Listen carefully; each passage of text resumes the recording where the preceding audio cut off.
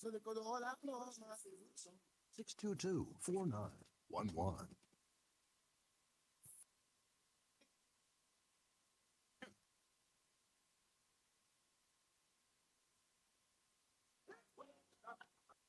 Answer the call.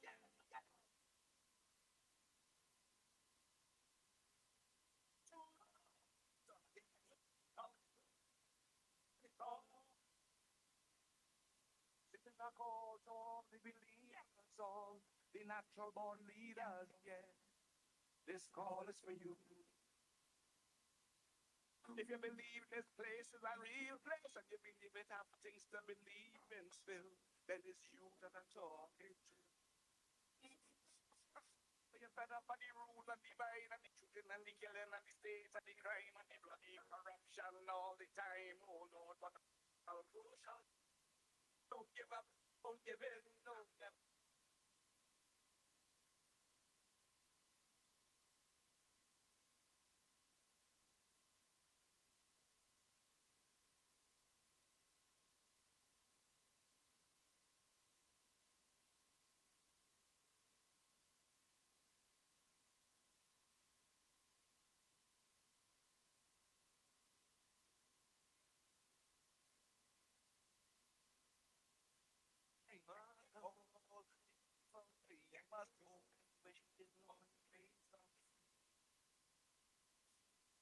That he's sitting down just dreaming, big dreams, but they ain't doing nothing. Then how expect your dreams to come?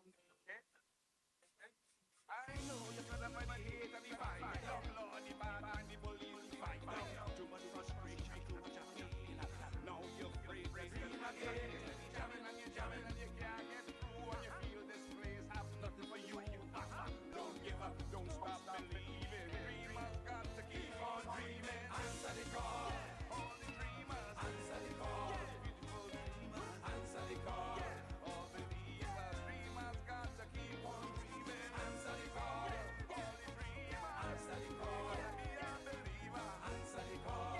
All the dreamers, you wake it up now. Wake up, wake up. You hear me calling you? Yes, I said to wake up, answer the call.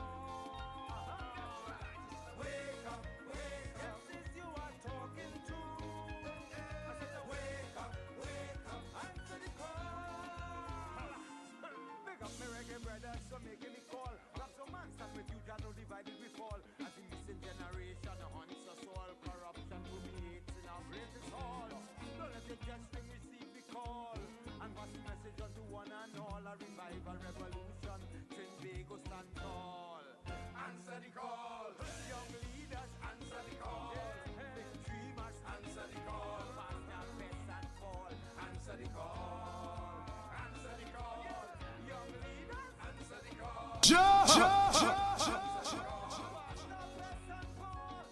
the call. Wake up, wake up. Can you hear me calling you? I said wake up, answer the call.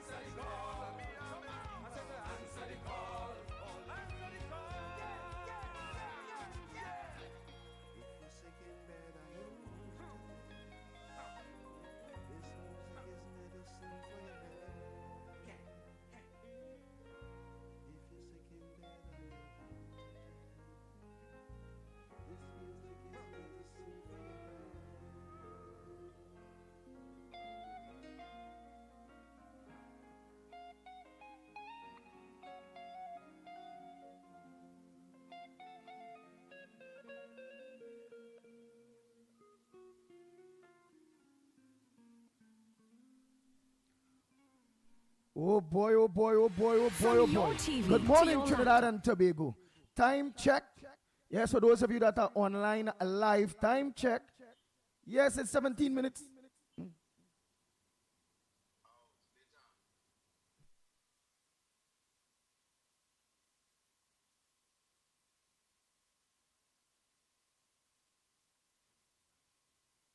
Yes, indeed. Yes, indeed. Of course. Hey, Lennox Smith, a pleasant good morning to you. Good morning to you as well, my friend. Well, first and foremost, all the best for the new year 2026, one and two. How was it in general? Before, of course, I must, as we normally would say, we will dance at home or a yard before we dance abroad. And not that our audience could be considered persons that are foreign, but certainly it is appropriate with good etiquette. So, how was yours? How was your holidays? A very extended one. I understand this year there'll be some eight protracted holidays, meaning that because it would have come on maybe the Friday, you have the Friday, Saturday, Sunday, and etc. etc. etc. So, but that being as it may, how was yours,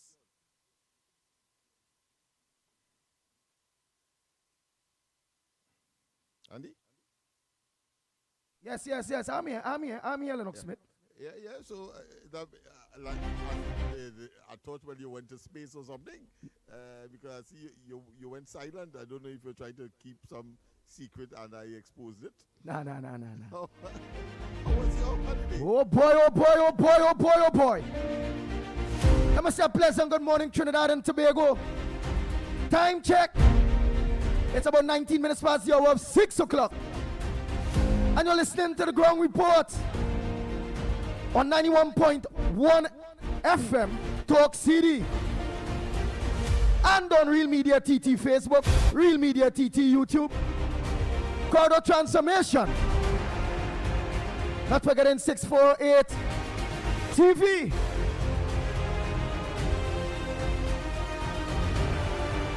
From next week, Monday, please God, while we put things in place, you'll also be live on TV4. Bang, bang, bang, bang, bang, bang, bang, bang.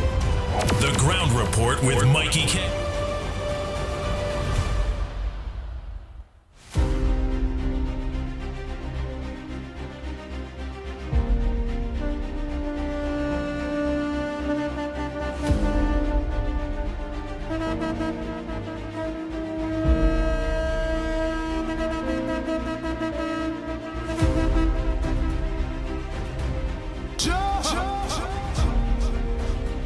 Oh Lord.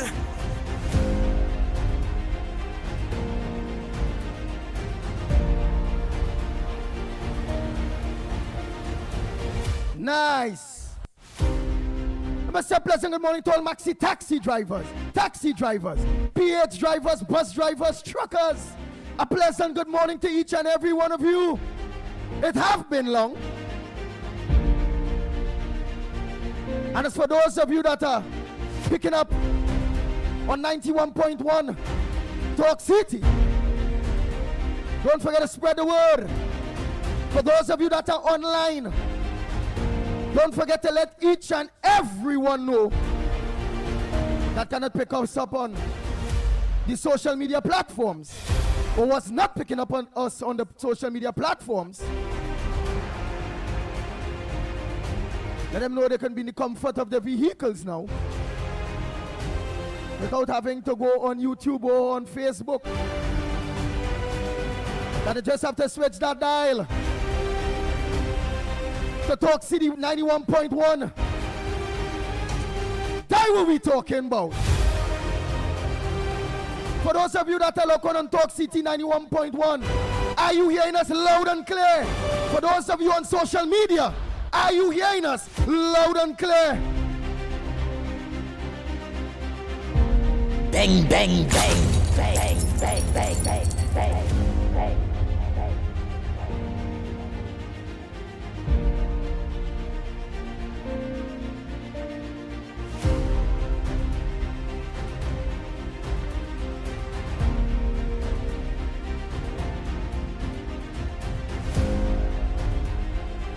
Nice, nice. Lennox Smith, what you have in the headliners for us? Let me say a pleasant good morning to Nigel Snipes. A pleasant good morning to you, director. You just give us the cue. When is the break? When is ad libs? Let me hear you, partner. I'm gonna make sure I hear you loud and clear.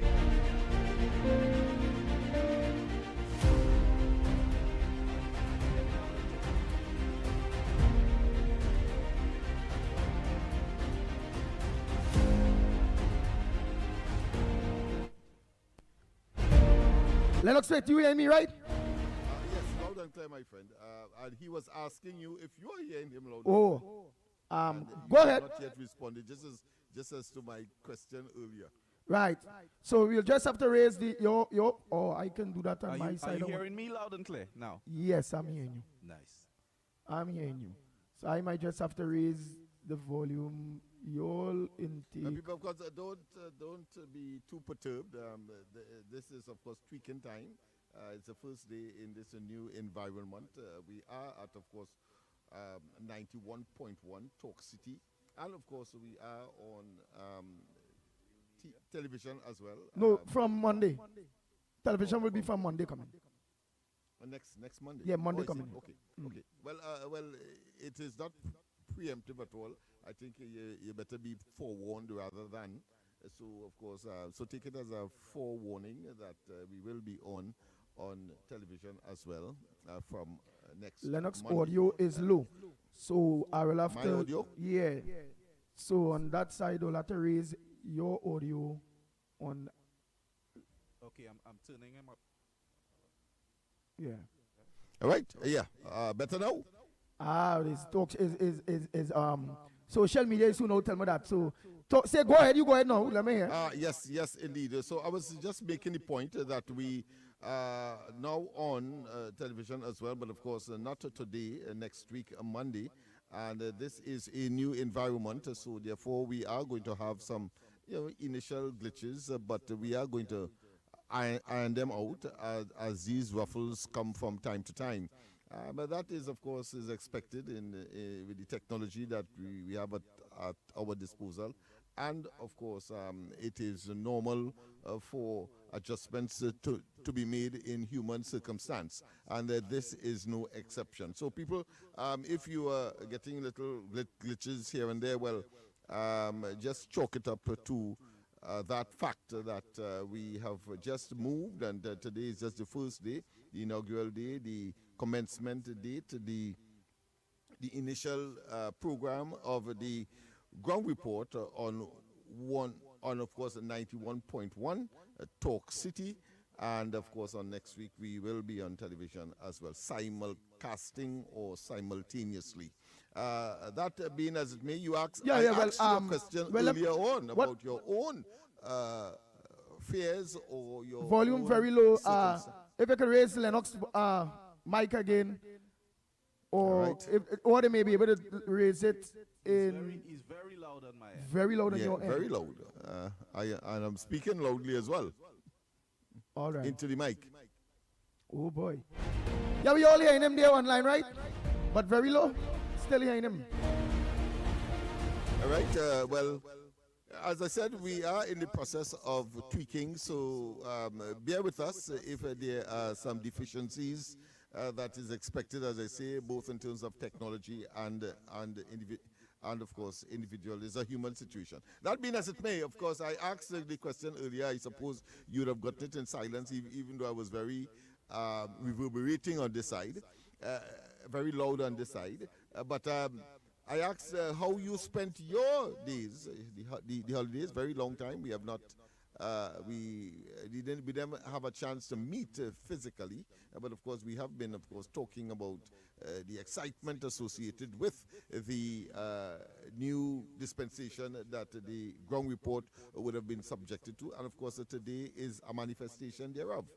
But of course, that being as it may, as one human being to another, we normally would ask of each other, well, what transpired, how you pass the days so far, as far as the holidays is concerned. Andy.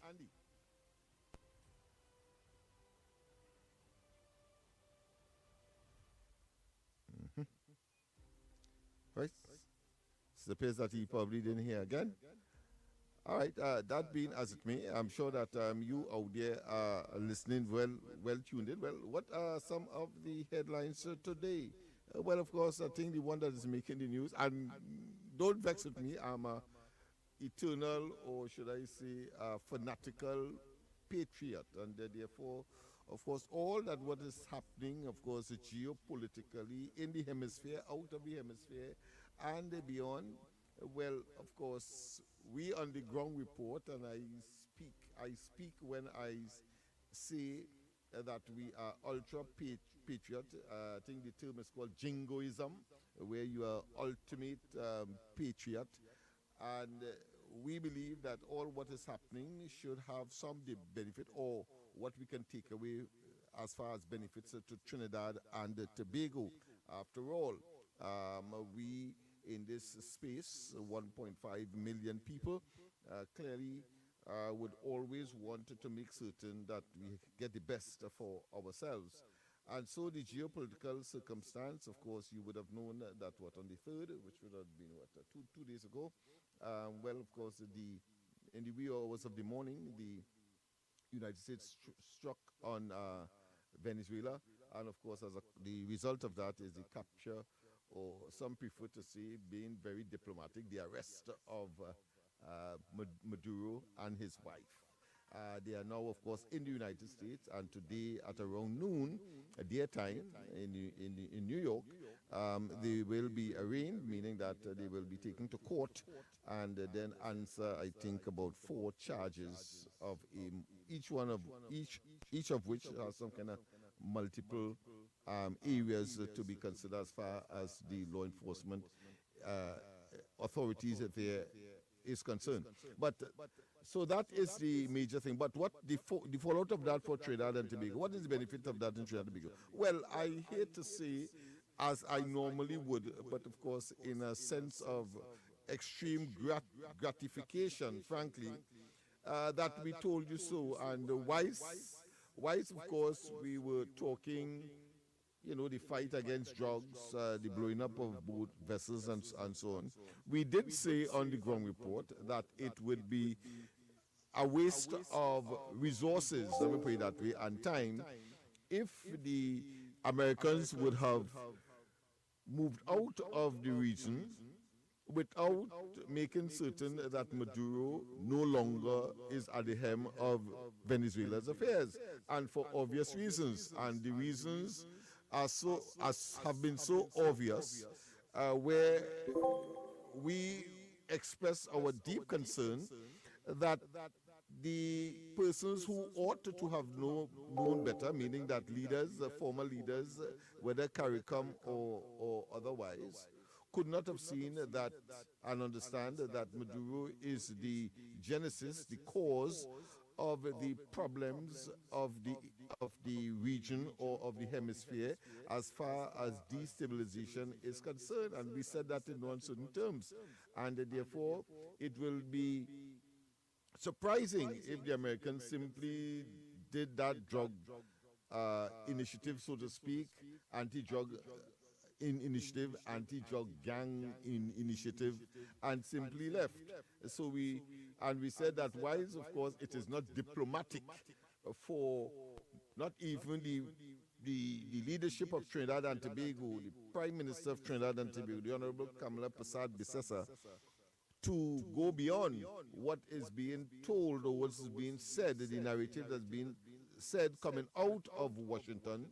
We as individuals who have, of course, a common sense and a sense of understanding of what is at stake, it will be difficult for any one of us to comprehend that the United States will simply do that and leave the region.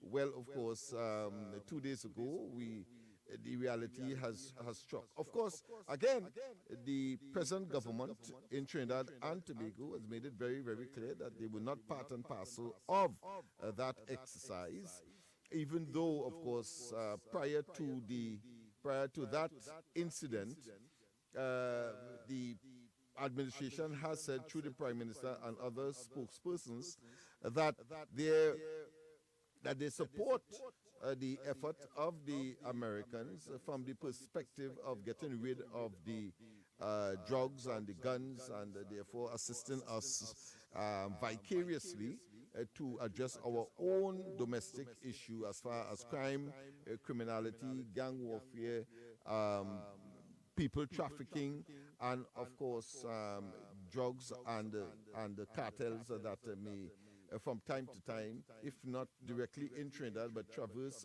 our let's say waters in order to ship their cargo, their illicit cargo, or their poisonous cargo, or their pernicious cargo to the north, whether it's bound for Europe or for North America.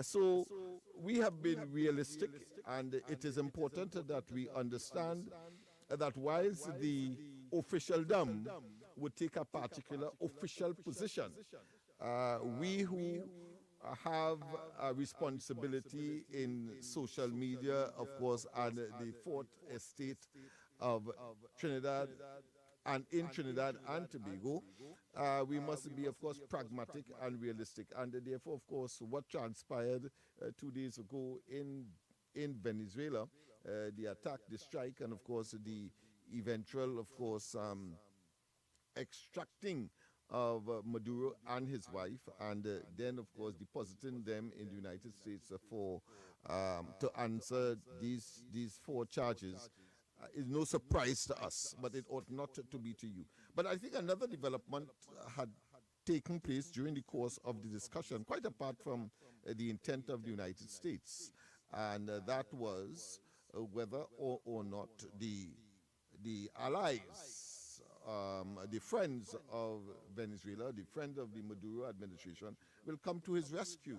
And therefore, they were concerned, particularly and very vociferously, the opposition, led by, of course, Penelope Beckles, gave the impression that somehow there will be a war started here in Trinidad, and Trinidad will be, of course, part and parcel of the fallout, meaning that missiles will come our way, etc., etc. And then we were at pains, as you would recall, I did a demonstration to show that Trinidad and Tobago, as far as Caracas is concerned, because, I mean, if you are attacking a country, you want to make certain that the capital falls. And when the capital falls, it means, therefore, that your mission would have been a success. And we had shown on very graphically, we did some animations and so on to show where Trinidad and Tobago would have been located something like 600 miles away from Caracas, and taking a straight line, varying west of us to Caracas, using a straight line. Of course, that is not realistic, in that you'll have to either take plane. Well, of course, you will have a straight line there, and then, of course, you can use the waters, which means you'll have to twist and turn before you reach Marcus. But whichever way it is, the fact is about 600. Whereas the Armada that would have been assembled just outside of the borders, or should I say the sea borders, I should say, the maritime borders of Venezuela, was just about 100 miles. And therefore, it would have been impractical to launch an invasion, if you want to call it that, or a strike of that nature from there. And we have seen, of course, that too has materialized. And there was another dimension to this argument leading up to what transpired there, and that is to say, the military assets, both technological and otherwise, personnel, that would have been deployed, or should I put another way, that the Maduro administration would have access or gave approval to be part and parcel of the response, just in case the Americans attack of Venezuela. And therefore, people were talking about hypersonic missiles, and they give some names that I myself cannot pronounce. I suppose that is because I'm not Russian. But that being as it may, all of those issues were brought to the fore as well.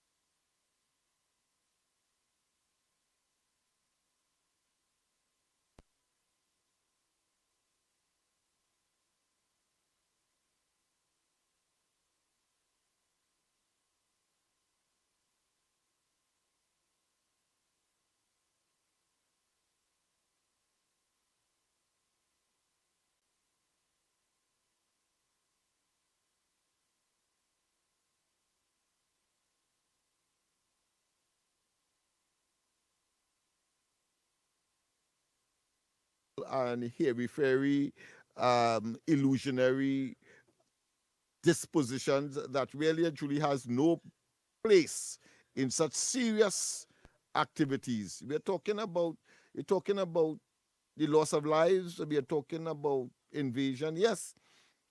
And I must say as well that those who saw the Caribbean as a zone of what? Of peace.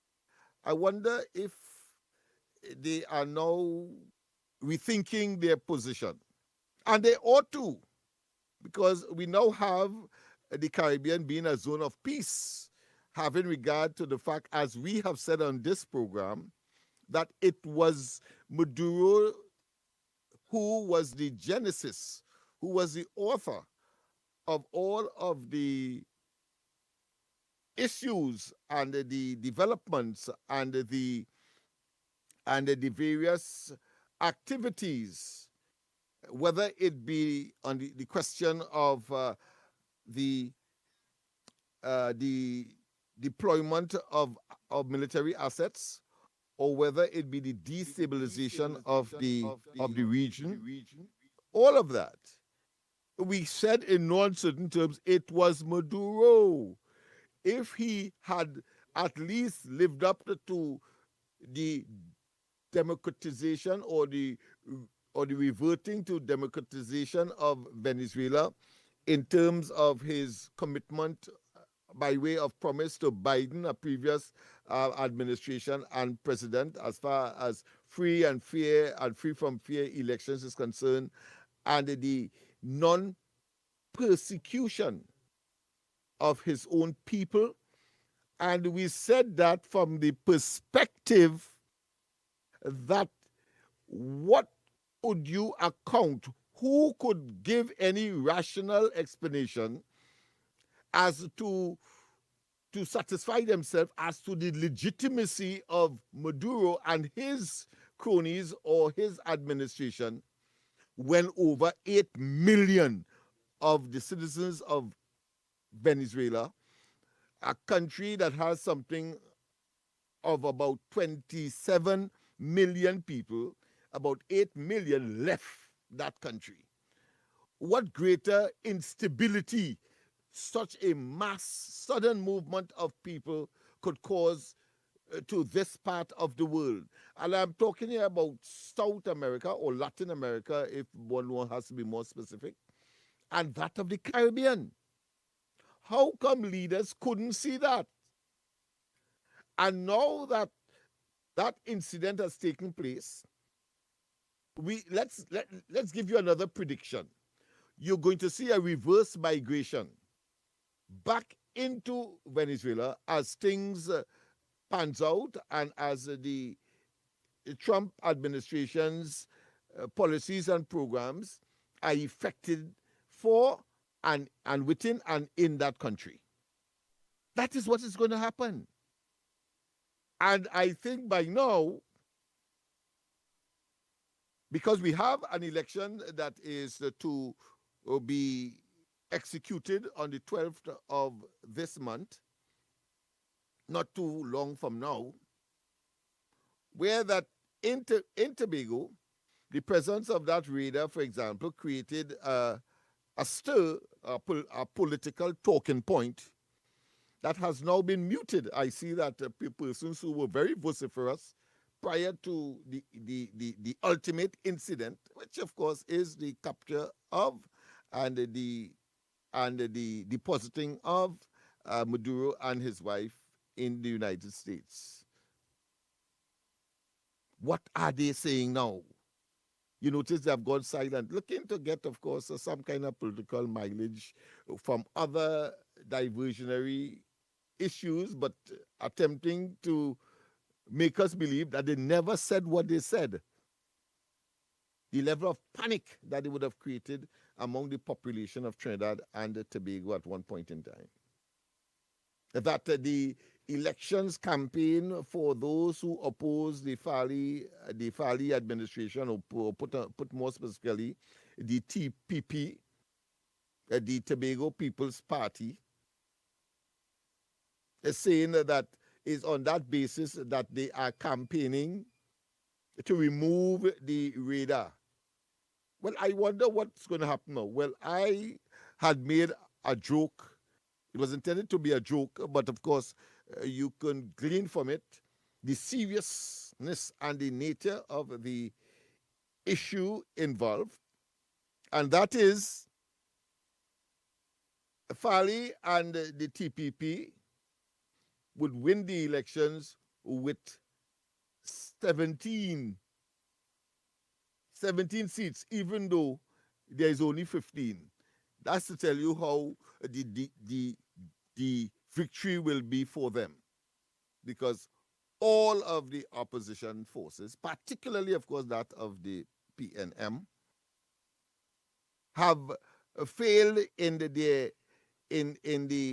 what I consider to be the genuineness, one, and the veracity of their statements opposing that deployment, whether it be the radar and, of course, the statements made by the Prime Minister in the early days, asking for, indirectly, the Americans to assist us with our drugs, our gang, and our criminal problem. And we had said in no uncertain terms that Trinidad and Tobago, by international recognition, has been seen as the sixth most violent country in the world. We said that. We also have experienced over 500 murders in the recent, let's say, half decade, leading up to, of course, the 28th of April, 2025. And you have to be a betrayer. You have to be a perfidious individual, a betrayer of your country, to ignore that.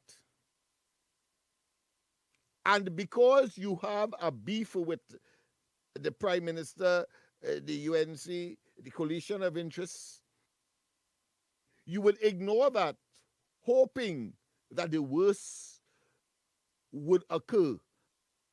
But you have this morning to face the reality that none of it has occurred, and that it was merely a figment of people's very pernicious and very, what I consider to be, loose and prolific imagination.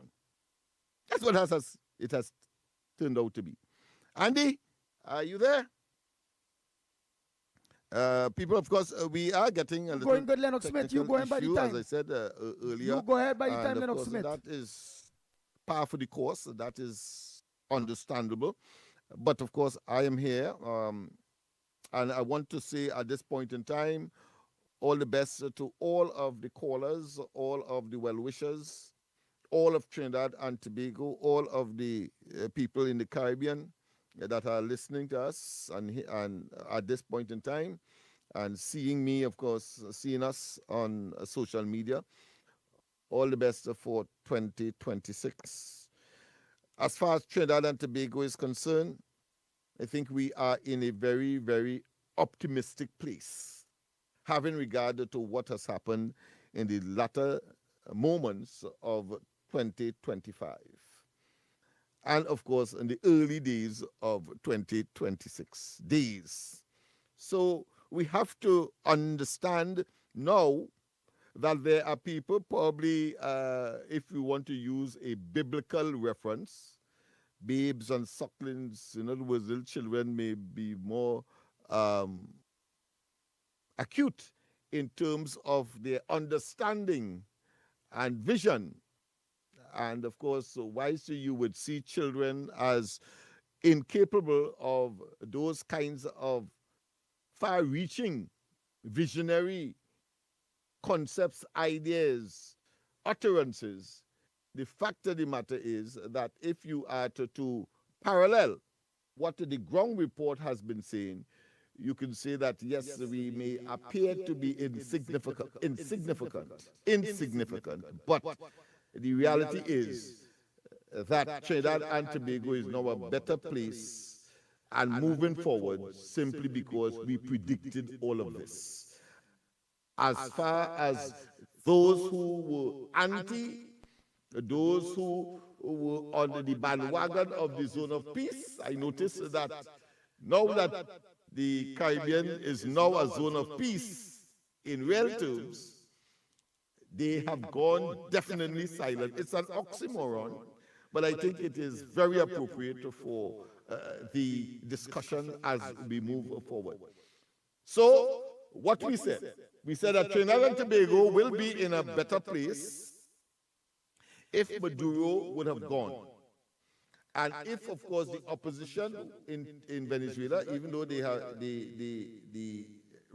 should I say, fragments of the Maduro administration have been made to remain in place.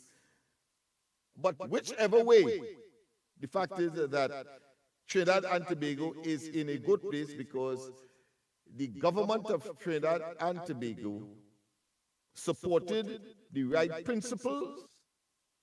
They took action that was in the best interest of Trinidad and Tobago. Whilst, of course, there were those who, for mischief reasons, maybe as some persons would have said, that a person who is doing wrong and believe they're doing right is extremely dangerous. And therefore, we had quite a lot of persons who were talking wrong talk, who were giving bad advice, possibly genuine, believing what they were talking was in fact so.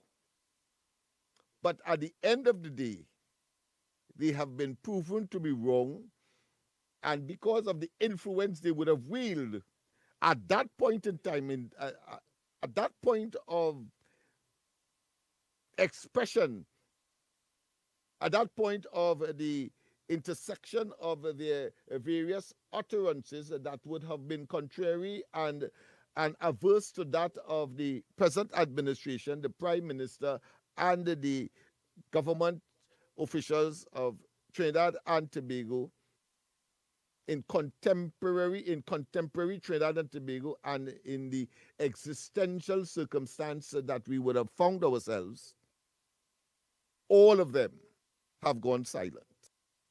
All of them have gone silent. So we are confident that the dragon gas, let me make a prediction now, dragon gas and the other cross-border initiatives as far as treating with the energy sector of Trinidad and Tobago is concerned will now come into fruition and to benefit Trinidad and Tobago. It is obvious.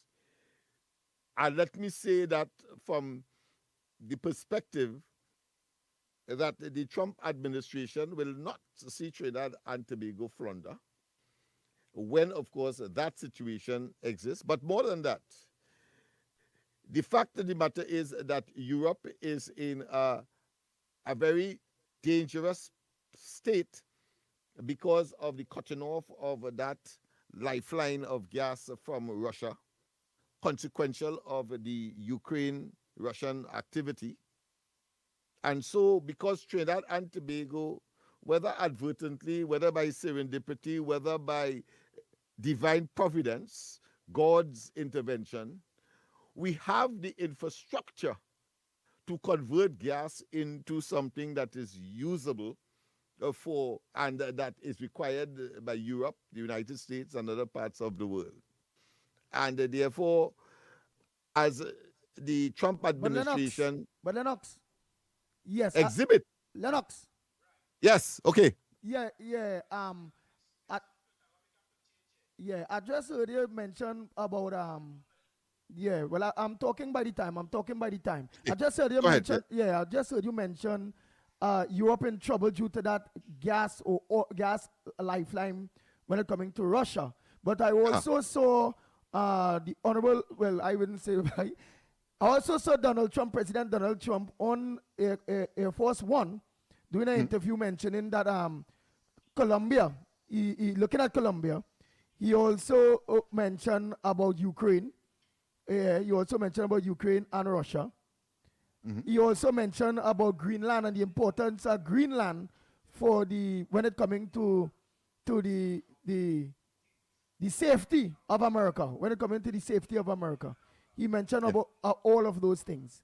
But go ahead by the time. Go ahead by because I just talking so that to check me out too. You real nice. You loud. No problem. You're You just clear. people because we as I say we are in the tweaking stage. Yes. We want to sort of smoothen out some of the ruffles that is obvious with such a venture, because remember it's technology, it's personnel, it's physical movement, and etc. So number of things that has to be Yeah, but we also addressed. And I see the technicians in studio here are very busy, attempting Yes. to, of course, give us the best.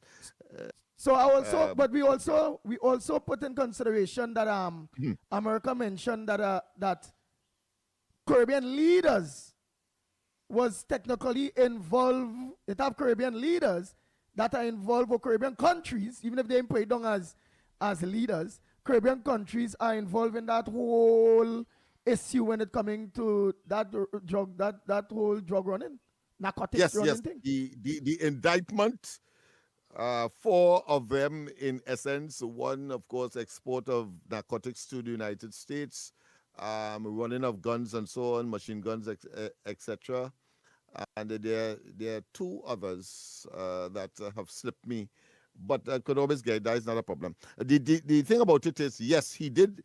The indictment itself implicates Caribbean leaders as well as Latin American leaders.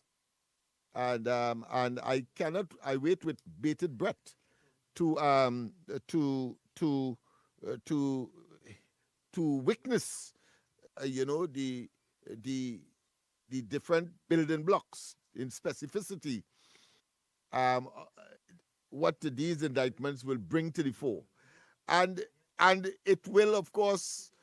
If that is in fact so, we don't have the evidence, but of course, if it comes from the authorities there, then it has to be.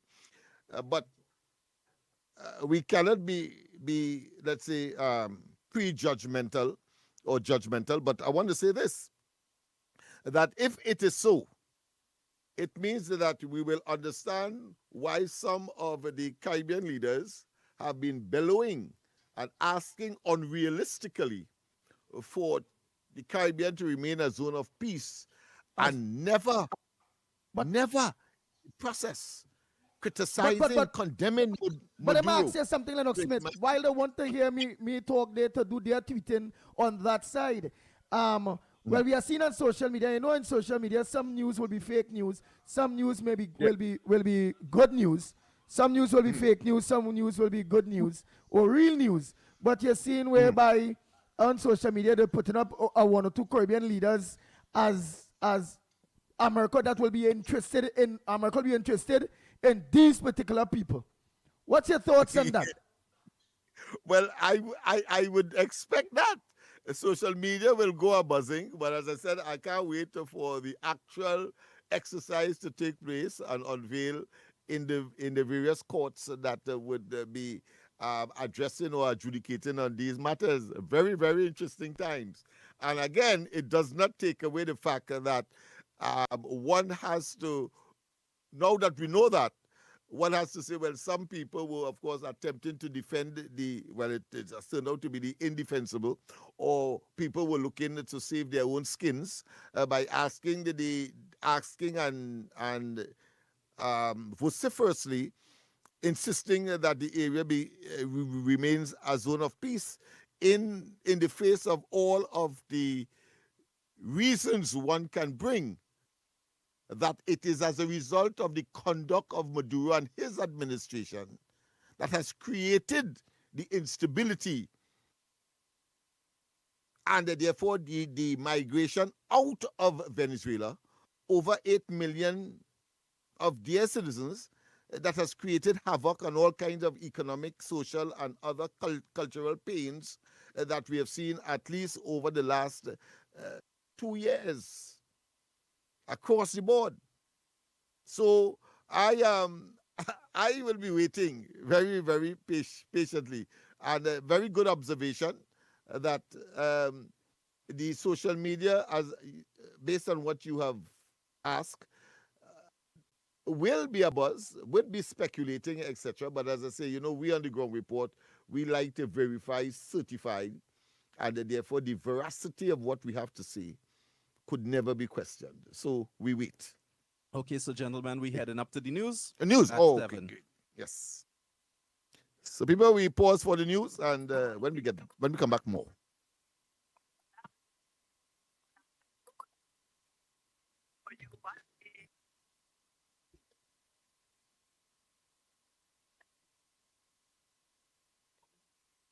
Get ready to immerse yourself in the vibrant rhythms and the joyous spirit of sweet calypso. Join us for an unforgettable experience at the semi-final round of the Calypso Monarch competition. This is Calypso Fiesta. 40 Calypso stars will compete on the Skinner Park stage. Calypso Unleashed, boundless harmonies. Mark your calendars. Saturday, February 7th, 2026. Join us at Skinner Park in San Fernando for an afternoon of pure Calypso magic. Showtime 2 p.m. Tickets available on islandetickets.com or call us at 623-9660. Don't miss out on a chance to experience the rhythm and joy of the Caribbean in 2026. Calypso Unleashed, boundless harmony. This is Calypso Fiesta. This is TDT News on the TDT Limited Media Network on Talk City 91.1 FM.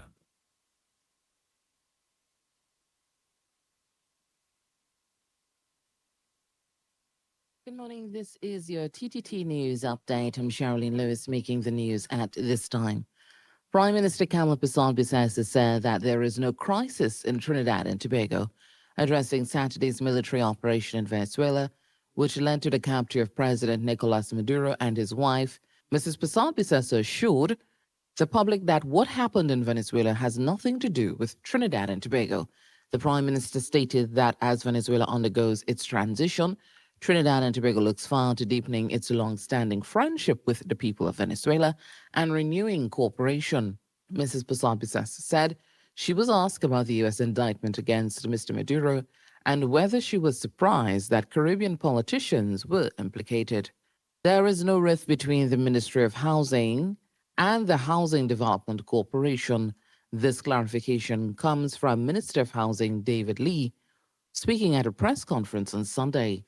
I just want to say we have full confidence in our chairman, Mr. Khanna's AGC, and the new board of members of this of AGC that took over 4 months ago to run and to give some leadership into HDC. He says the board has a major task fixing 10 years of financial wastage and general mismanagement. Minister Lee also sought to clarify recent statements on regularization of homes. He says at no point did the chairman of HDC say he was moving to regularize quarters. He made quite clear that illegal occupiers will face the full brunt of the law. That individuals who illegally occupy HDC homes will be removed if they occupy those homes by breaking into those homes and taking occupancy. That is a no-no for under this government. We will not allow that lawlessness. Tobago's annual birth rate has reduced by nearly half, and so the Tobago People's Party plans to continue to roll out programs to promote childbirth on the island. Political leader Foley Augustine told party supporters on Thursday that included in the party's blueprint for 2026-2030 is the extension for their baby box initiative. TPP will now be moving it from a one-off baby box to up to 6 months. Remember, I tell you, we have to put measures in place to make it easier for people to have children and to take care of them. The TPP also plans to add another initiative aimed at boosting the island's birth rate through financial incentives. We are going to give every child born to a Tobago resident, and he must be a resident in Tobago for at least 1 year before the child is birthed here. We are going to provide to those families $500 a month up until the child is 5 years old, costs us about $13 million, across the 5 years, just about 2 to 2.7 million per year. And remember, it may be less because it's as the child is birthed. Right now, the reality is our numbers are down to between 400 and 450 per year, down from over 900. In August of 2025, a soft launch for the Baby Box initiative was held, which will see a year-round distribution of packages to mothers giving birth at the Scarborough General Hospital. And to sport, as condolences continue to pour in following the passing of Eddie Hart, Parliamentary Secretary in the Ministry of Sport and Youth Affairs, David Nackett, lauds the pivotal role his league played in the development of young people. Nackett would have featured in the league for various clubs, including the likes of Santos in the 1980s. On behalf of the East West Corridor Football League, on behalf of the UNC, our Honorable Prime Minister Kamala Prasad Bisesa, we extend condolences to the family of Mr. Eddie Hart, MP Eddie Hart, who has served the East West Corridor for over 4 decades, by having the Eddie Hart Football League, which was a major catalyst in the careers and lives of many young people throughout the East West Corridor. And that was your TTT News Update. I'm Sherilyn Lewis. Have a good morning. That was TTT News on the TTT Limited Media Network on Talk City 91.1 FM. Get ready to immerse yourself in the vibrant rhythms and the joyous spirit of sweet calypso. Join us for an unforgettable experience at the semi-final round of the Calypso Monarch competition. This is Calypso Fiesta. 40 Calypso stars will compete on the Skinner Park stage. Calypso Unleashed, boundless harmonies. Mark your calendars. Saturday, February 7th, 2026. Join us at Skinner Park in San Fernando for an afternoon of pure Calypso magic. Showtime 2 p.m. Tickets available on islandetickets.com or call us at 623-9660. Don't miss out on a chance to experience the rhythm and joy of the Caribbean in 2026. Calypso Unleashed, boundless harmony. This is Calypso Fiesta.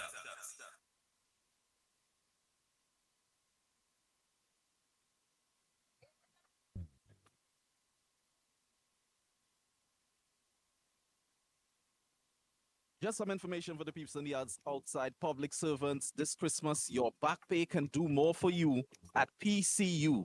Make the smart move and secure up to 4% on fixed deposits with Police Credit Union. Our fixed deposits start as low as $2,500 for a short time as 3 months. Now is the perfect time, and this is the perfect gift to give yourself.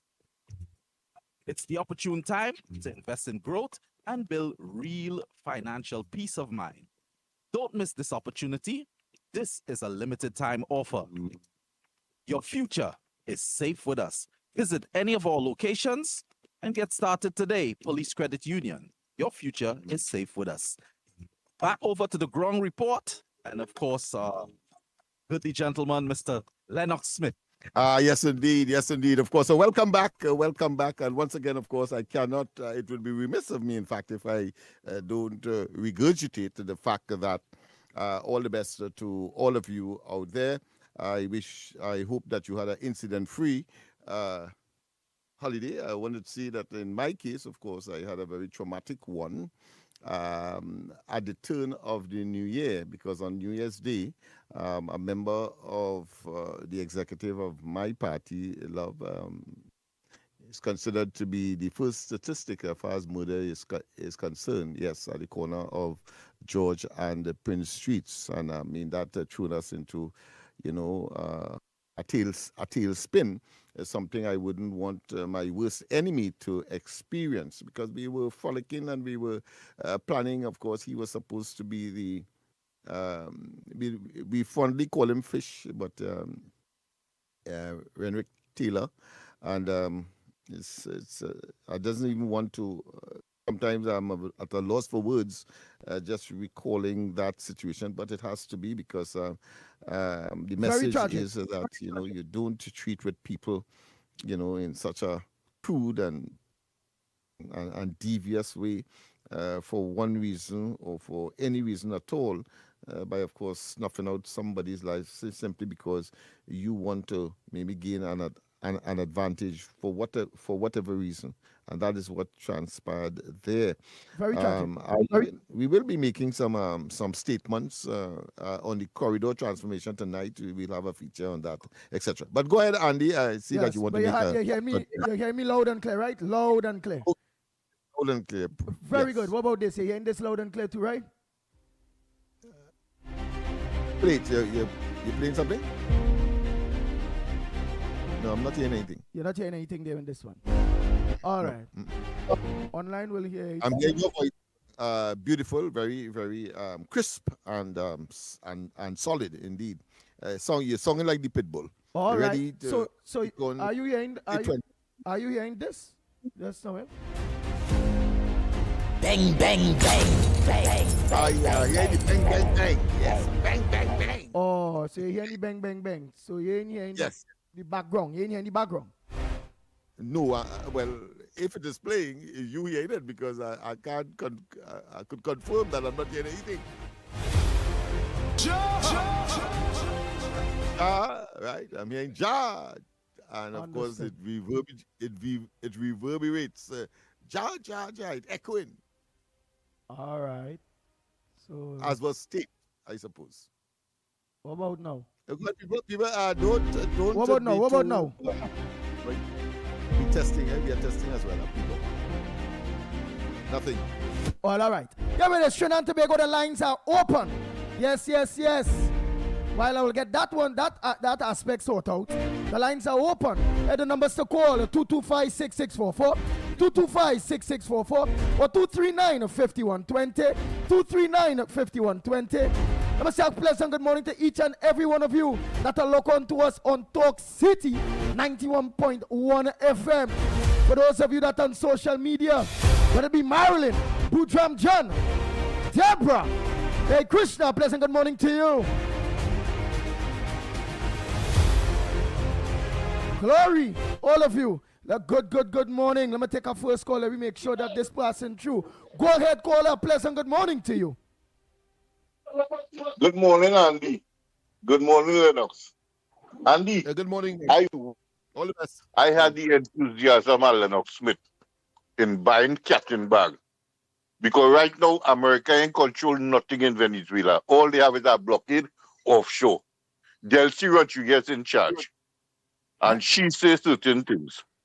America take out Maduro with a big, massive attack on a certain part of Caracas, and they take out Maduro. But they're not in charge of Venezuela. Venezuela have the same government, just without Maduro. I beg to disagree. I beg to disagree with your partner. Partner, you ain't hear what Donald Trump said. Or comic relief. But what Donald Trump say? What Donald Trump say? What Donald Trump say? That he going to run Venezuela from Washington? No. Donald Trump said that he is in talks with Delcy. Delcy have been given a chance. Technically, that is what he's saying. And Delcy agreed to cooperate in every way possible. That is what You know, Delcy Rodriguez didn't say that. Is Donald Trump saying that? Trump could say anything he wants. Trump does say anything he wants. It doesn't have to be true. All right, Trump spreading propaganda. Trump spreading propaganda. Oh my God. Yes. In terms of he going to run Venezuela and he going to take the oil that Venezuela steal from him. I don't understand that physics. Them rearranging what physics is about. That oil in Venezuela, but Trump saying that is their oil, that is America oil. I don't understand that physics at all. So I tell you, Trump is a magic man. The government that had Maduro as the head is still the government in charge of Venezuela. So I don't know what Trump and Rubio talking about, them going to run Venezuela from Washington. I want to know if they're going to run it from Washington. Because they're not going to Venezuela to go. When they're talking, so them should have been in Miraflores Palace directing who to go away and what to do and who to pay and who not to pay and take off the sanctions. But Well, them right. want oil companies to come in there. All right. Well, Zandu. So Zandu. I not against. Let me put something to all. I not against Kamala. I glad for we, right? But Lennox Smith pushing us that cat and bag thing this morning that they take over Venezuela. They may take over Venezuela. They still have warships outside there and they're not on the ground. They make a raid, yes. They take Maduro, yes. I can't fight on that. But they're not controlling Venezuela as yet. If they go in with ground forces and they take over everything and they run in the country, then that is a different story. But right now, all America could do is use air forces to bomb people. All right, partner. You win. I can't say a win. All I'm saying is I think that you're wrong. I believe you're totally wrong. I know the man who say that hypersonic missiles and that no way they could get to Maduro and that he's well protected by Russian. What Korean, not Korean, not the North Koreans not there, but certainly Iranian and who again? And Chinese, Chinese armament, and so on and so on. That's not the fellow who said that. No, he accepted that Maduro God. You lucky he tell you that like my deceased mother, she still don't believe that human beings land on the moon. You're lucky he tell you that Maduro's still in Venezuela. You're lucky. You're lucky he tell you that. Yeah, a pile of jokers. So he doesn't understand that Delcy and the rest of them work a deal. Them work a deal. And that the so-called just now, and that the so-called sovereignty and the revolution and all of that has now dissipated. He doesn't understand that they are now the vassal of the United States. He doesn't understand that. All right, okay. He wants more evidence later. But he didn't understand what? Let me let him understand. Delcy Rodriguez at the end of the day is a diplomat. Delcy Rodriguez could have been a snatch too. For all you know, and the talk we're coming from Venezuelan people itself, is that Delcy Rodriguez strike a deal. And that is Delcy Rodriguez is who sell out Maduro. And at this point, because she went to get... And he so... I wouldn't want to be too derogatory, but he's so dense. He doesn't understand that when she says, listen, Maduro is still the president, etc., she is talking politics to her domestic audience. Otherwise, the Ichiro, those elements that are still Savasto and of course part and parcel of the revolution, including parts of the army. That's why she has to talk that way. I don't understand how common sense, they say make before book, but common sense is not as common as one would think. You've seen all of that happening. The man who you say couldn't be removed at all, and he have all this asset from all these so-called countries, including Russia, China, and so on. You see, all of them just talking. They want to go to United Nations now. Notice, they want to go to United Nations. It's not that they're going to fire any hypersonic missile and so on. Nonsense that they were talking prior to. Come on, man. You are wrong and you're wrong. And that's it, full stop. I was boasting that it's unfortunate that I had to be right again, but that is what I was saying. I was correct. We were correct in our position with respect to this matter. Go ahead, my friend. Andy? Good morning to the magnificent tree. Good morning to you, my friend. And all the best to you and your family. Right. I wanted that morning from you. I really wanted that morning from you, Mr. Lennox, because I want to say something before I say anything first. No, it had a man who had called your program, only that only move. Anyway, congratulations to that. Say that it's very disappointed in you, right? You can remember that, right? Yes. What I have to say about that man, in my view, I consider you I am putting Andy in this or Mikey Kane. I consider you the Mandela at this nation.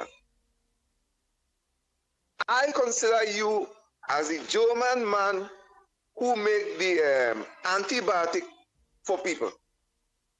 I consider you as the man who made the first engine, Mr. Ford.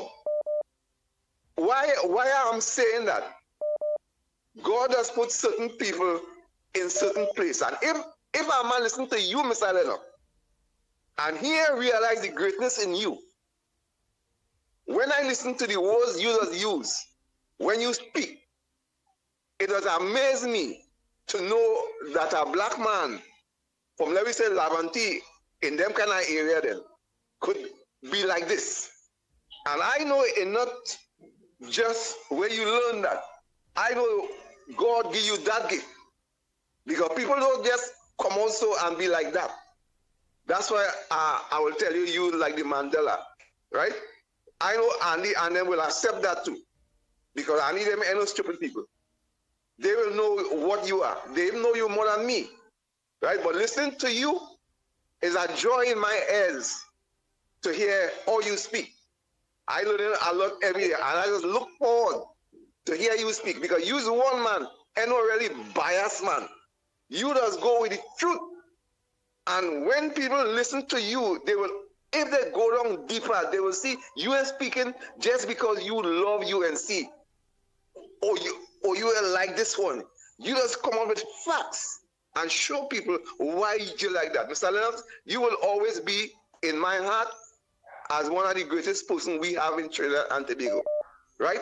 Having said that, what I would like to see happen to Trinidad today is for God to put his hand and remove biasness and stupidity in Trinidad and Tobago. That is my wish for this year. Because these people have Trinidad and Tobago down. The heart ain't for the country at all. The heart is just only for politics with the PNM, and is that what they're on? And they're not looking to see how this country to go forward at all, at all. I don't know what kind of people we have here. Maybe dice creation, boy. Because I can't believe when I even hear the newsmen them asking Sean Sovas and Akash, someone asking some kind of question. They even asking them where they keep the conference and all is a problem for them. What kind of people is that? Biases killing us, emotion, biases killing us. I had to go, boy, right? So Mr. Smith and Andy, I know all will keep up the good works, and I'm glad all will move, and more people could be hearing what we're saying this morning, because I want more and more people to reach out to the ground report, because we have great people in the ground report, and we have a very informative program, right? And for that man who now talk there, well, he gets slapped in the face and he can't understand it. He is a total, I wouldn't say F, but that's what he is. Thank you, sir.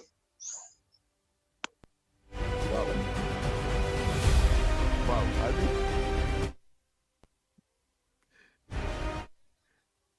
Yes, indeed. Just in case, of course, Andy may Yeah, have, Smith, you know, yeah. You're hearing that background there? Let me hear if you're hearing it again. Go ahead. No. Oh, No. boy, oh, boy. But you're hearing the drops.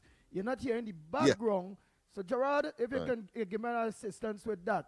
They're not hearing the background music, but they're hearing the drops. Like that. Bang, bang, bang, bang, bang, and so on. Yeah, they're hearing all of that. Okay, but no background. Yeah. Okay, go ahead. Next caller, pleasant good morning to you. And emotional music that we normally that will accompany us as we set up people for the venom of truth. You know, Lennox, Andy, I know hope you're good, and your listeners. You hear me? Yes, loud and clear, Yes, Linda go ahead, Mark. go ahead, Tobago, go ahead, Tobago. Very nice, very nice. You know, I have to say it's going to be quite some interesting days, looking at the way this indictment is going to go on, especially for the 5 persons that have been captured for this indictment. But I want to say this message because I'm hearing what seems to be backlash coming from the opposition. And I'm also hearing members of the media hinting at sentiment. Lennox, I think we have to do a little constitution education program, you know, because I cannot understand. You have Sean Sobers, you have other relative of other ministers would have been at a press conference on on Saturday, and yet we have ministers coming to ask why the Prime Minister is not present. And I'm wondering, are our journalists in our country also guided by the Constitution to understand that the Parliament is made up of ministers, senators, independent senators?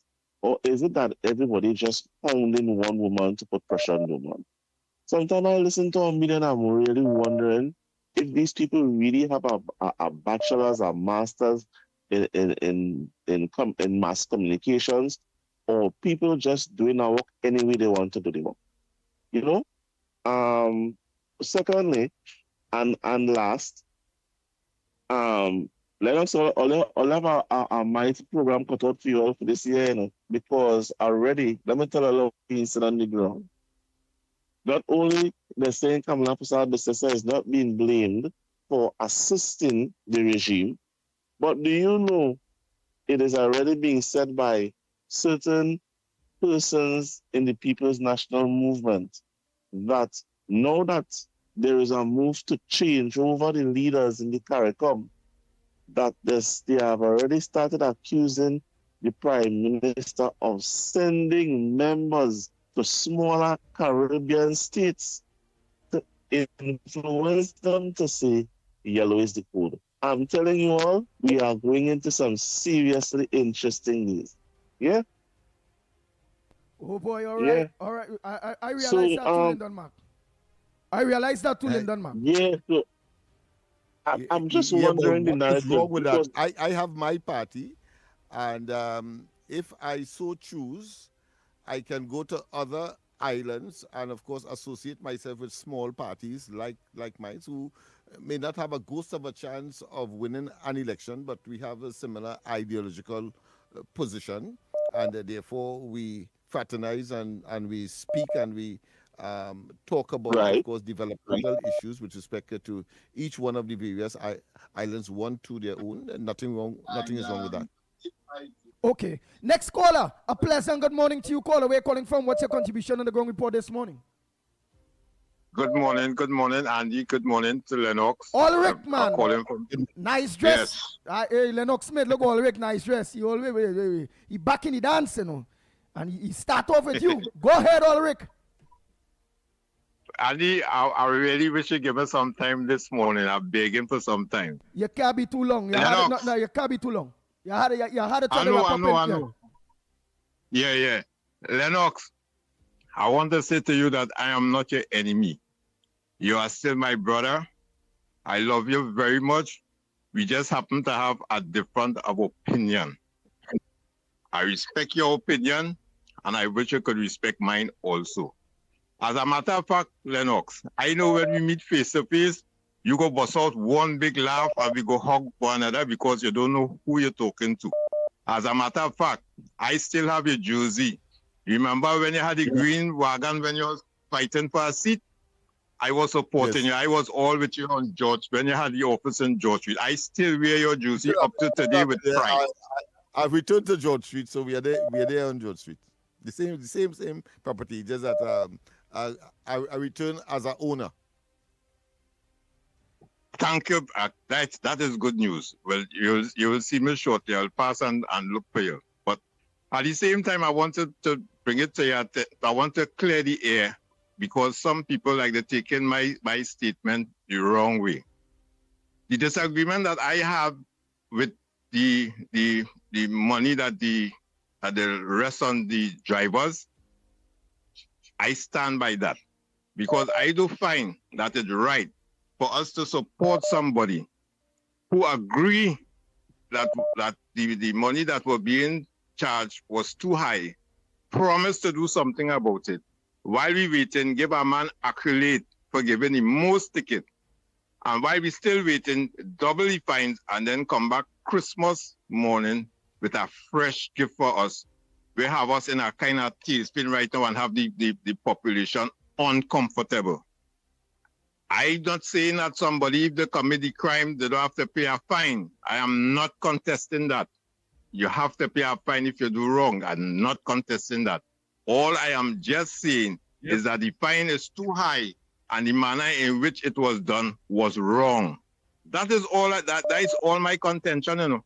Yeah, but Ulrich, but did you heard the Honorable Prime Minister mention that she will be doing it for 6 months, and so long as drivers behave themselves, she will go back on that? Yes, I heard that, but Andy, there's not children you're dealing with. We's big people. It's not children you're dealing with. You can't come and tell me behave yourself or that. You know what that remind me of? With Columbia Orange when people went for a job and she telling them hands up, out, up, out, up. And if we pass that stage, I think politicians have to take the population more serious, and the population have to take themselves serious too, and to know when they're making misstep to call them out on it, and not because you're a supporter of a party that you go along with everything the party do or say. If you go along that line, it means that you don't care about yourself, you don't care about the country, and you don't care about the generation coming up after you, which is wrong. That is all my contention. I'm not saying that they don't have things to do, but do things in accordance to the feeling of the population. We uncomfortable here now. Like people that get licks for the 9.5 years, they get licks so bad. So the licks that they get now, like they get immune, like they get accustomed to licks. People coming up with all kind of things, but always attacked. And the government, PNM government, they do this and PNM. That is, I am not contesting them thing. I am only talking about the fees that they're charging, the taxi and the private car. And imagine my daughter driving up the highway, a truck in front of her. A little pebble come off the truck and hit the glass. If you see the little thing it have on the glass. And she frightened to drive the car. She had to drop her son to school. She had to drop another son to work and all. And she frightened to drive the car because of this little thing it have on the glass. And she have no money to replace the windscreen right now. What she supposed to do? You understand? Them is the thing I talking about. I want the government to pay more attention to the road. The pothole it have in the road, that when you go down in a pothole, it busting your shocks and damaging your vehicle. Pay attention to them things. Pay attention to when the pitch road, you get guarantee from the people that do the paving, so that we, the drivers out here, will be in a better position. But no, they're going the other way. I am not a dashboard dolly. I'm not going down that road. So, Lennox, me and you have no contention. I will come and look for you and we will talk better. All right, but before you go, I just want to tell you, John said he agree with you. June said next caller. Andy. Yeah, wait. I have to tell you what the people are commenting at the end of the day. And Munsami, better known as Santa Cruz, is saying, Ulrich, hogwash. Then you are condoling lawbreakers. The fines were high. They continue breaking the law. So, so raise it. I'll just leave out the DM minute, but raise it. Andy, right? them people, especially that last one that make that statement, remind me about a Santa Cruz Kobo, who's saying that I is Rowley mouthpiece. I have no affiliation with the PNM. I don't like PNM. All right. But I don't want no part of PNM. Remember, you had your say, Ulrich. I just making sure our online people are involved too.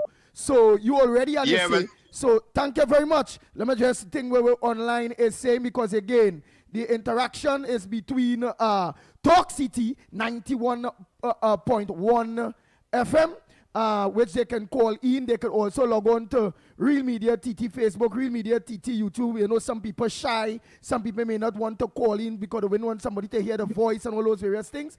And what the ground report have done is set a precedent in Trinidad and Tobago in talk radio, where the onliners are totally involved in the program too. So, Ann Munsami mentioned that. We have John saying, caller, if Oliot is big people abide by the law, you're talking, well, you know, dots. You're talking nice. Oh boy. Right, Kenrick Passad is saying, caller, go commit the, well, I'll show you what's going to say, caller, don't commit the crime, stop talking nonsense. Oh boy, so let's go take all the time while you all are texting, right? Right. So let's organize and go back to the lines. Let's organize. I'll go and check to see how much WhatsApp voice notes we have at this point in time too. So what we're going to do is just take a call again, and then we'll go down into the WhatsApp voice notes. I'm just trying to familiarize myself too based on my background. I want to believe in studio, Lennox Smith and them will be not hearing it. But I want to believe on 91.1 Talk City, they might be hearing my background. So for those of you that are looking on to us on radio self, not on social media, tell me if you all are hearing this background drop.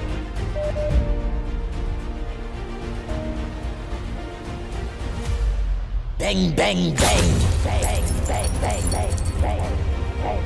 Yeah, we are hearing bang, bang, right, bang. Only the bang, bang, bang. And it's coming from the same computer, but only not hearing the background. But that's nothing. Caller, go ahead, man. We're going to sort out that. But because Talk City might be hearing it, All might be not hearing it in studio, but Talk City might be hearing it. I don't know yet. Go ahead, caller. Go ahead, caller. Good morning. You hear me, Andy? This is Tabakit. All right, Tabakit. A pleasant good morning to you. Good to you and yours. All right, and happy change of calendar. Can I continue with my contribution? Yes. Did you try to look onto us on Talk City? On Talk City or social media? Look onto us on. Well, I am on social media because I am out of my house, so I am using social media. No problem. Yeah. But anybody that are look onto us on Talk City, could you please let me know if you all are here in the background? But Tabakit, you go ahead with your contributions, my brother. Okay, first of all, let me say a happy change of calendar. And let me say congratulations to Andy, to Lennox, the Englishman, and my brother Michael Kerr, and to our dear sister Santa Cruz for her position there. And it's time to move on. Now, Andy, I will consider myself to be a social media watchdog to certain activists as they misstep. And from Saturday, social media, and from Saturday till last night, I want to caution bloggers, influencers, and content creators, those who would have supported the party to come into your place to sanction, or it's not your place to discipline the government. I repeat again, it is not social media content creator and influencers to discipline the government. Your feed real bad. Your feed bad. You're breaking up. Your feed is very bad. Tabakit, your feed bad. Yeah, your call dropping. You really said that to the outside. Your feed in and out, in and out.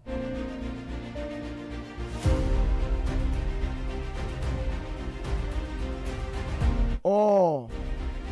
And Munsami say it was lock on, but getting better reception. Okay. But Miss Munsami, you was clean though. You was clean.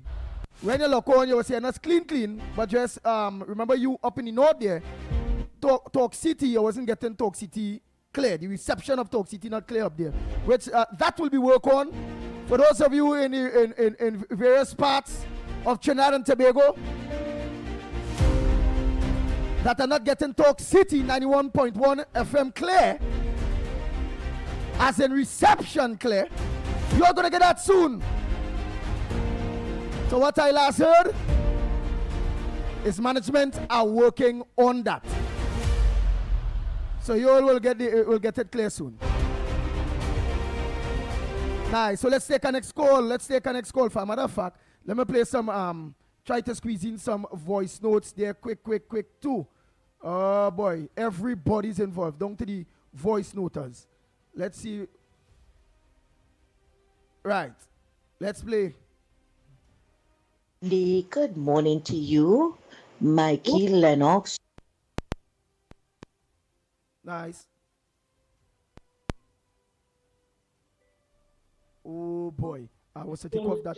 Go ahead, caller. Make it short and sweet before I start back that voice note in. Go ahead, listen to us through your phone. Good morning, Andy. Good morning, Lennox. Good morning, Trinidad and Tobago. KFC alive and in good health. And I ain't loud, but you're a big box here, but I in the big box. You, all my neighbors, them here in the talk city. Booming right now. All right, so you lock on to us on 91.1 FM. Yeah, look on to the talk city. I return on my big box and I watching the Bobby Head on the radio and the TV there. You and Lennox, so you're looking sharp. All right, well, meaning your TV is on social media, but your radio is on Talk City. All right. Are you hearing this right now on the radio? Tell me if you hear any background on your radio right now. Listen.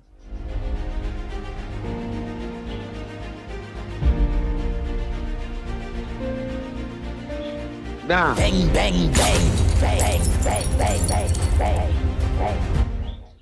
All you hear is bang, bang, yeah, bang. I know hearing bang, bang, bang, bang, bang. It come in and out, but all I get in there. All right. But when it comes to be talking, you only hear us loud and clear. Yeah. Okay. But I'm glad for you. We carry on the work loud and clear for the whole nation. When in the Maxine, your bus, any vehicles, look on to Talk City and the William Lennox Smith and the Pastor Michael Kerr. Okay. But and then I went to church all yesterday. And when I was going in church, I see the pastor who was praying for me for the last 9 years plus. So I got to run out. I said, now I'm not giving myself to God and ask for forgiveness and thing. You see all the prayers you give me all through the COVID and all through the march and thing in there. Look out for Parasad and Guy this year. Yeah. Okay. So I think KFC alive very good at, and I look for listening. Bless.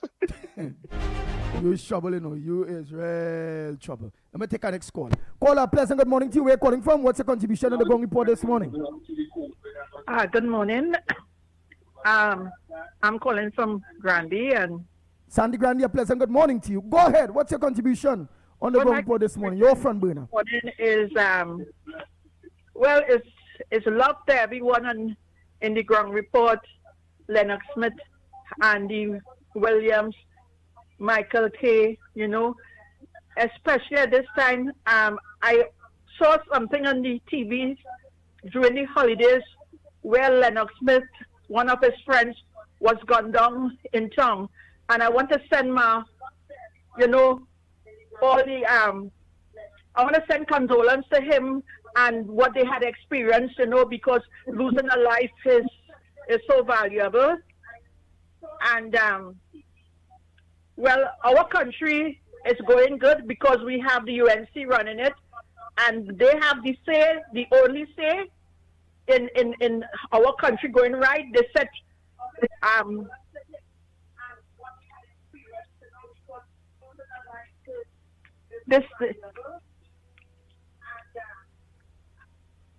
the fines on the road is very good. We needed to have a civilized road where people will drive and think about each other, and we will not have all this sort of accidents.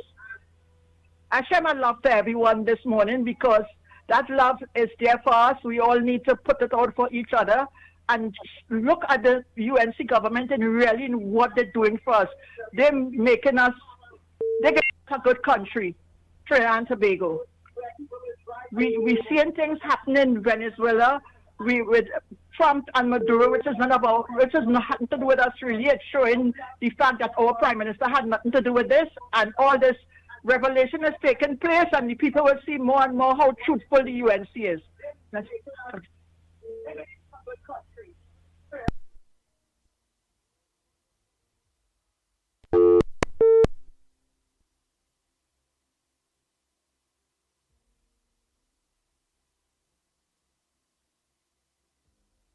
Lennox Smith, you go ahead. Answer some of the things that some are saying there. I just putting up something. But of course, There are other issues that we should be focusing on, but as I said, maybe 2/3 of what, or maybe a third of what we have to do this morning, of course, is to get some of the butterflies out of the system.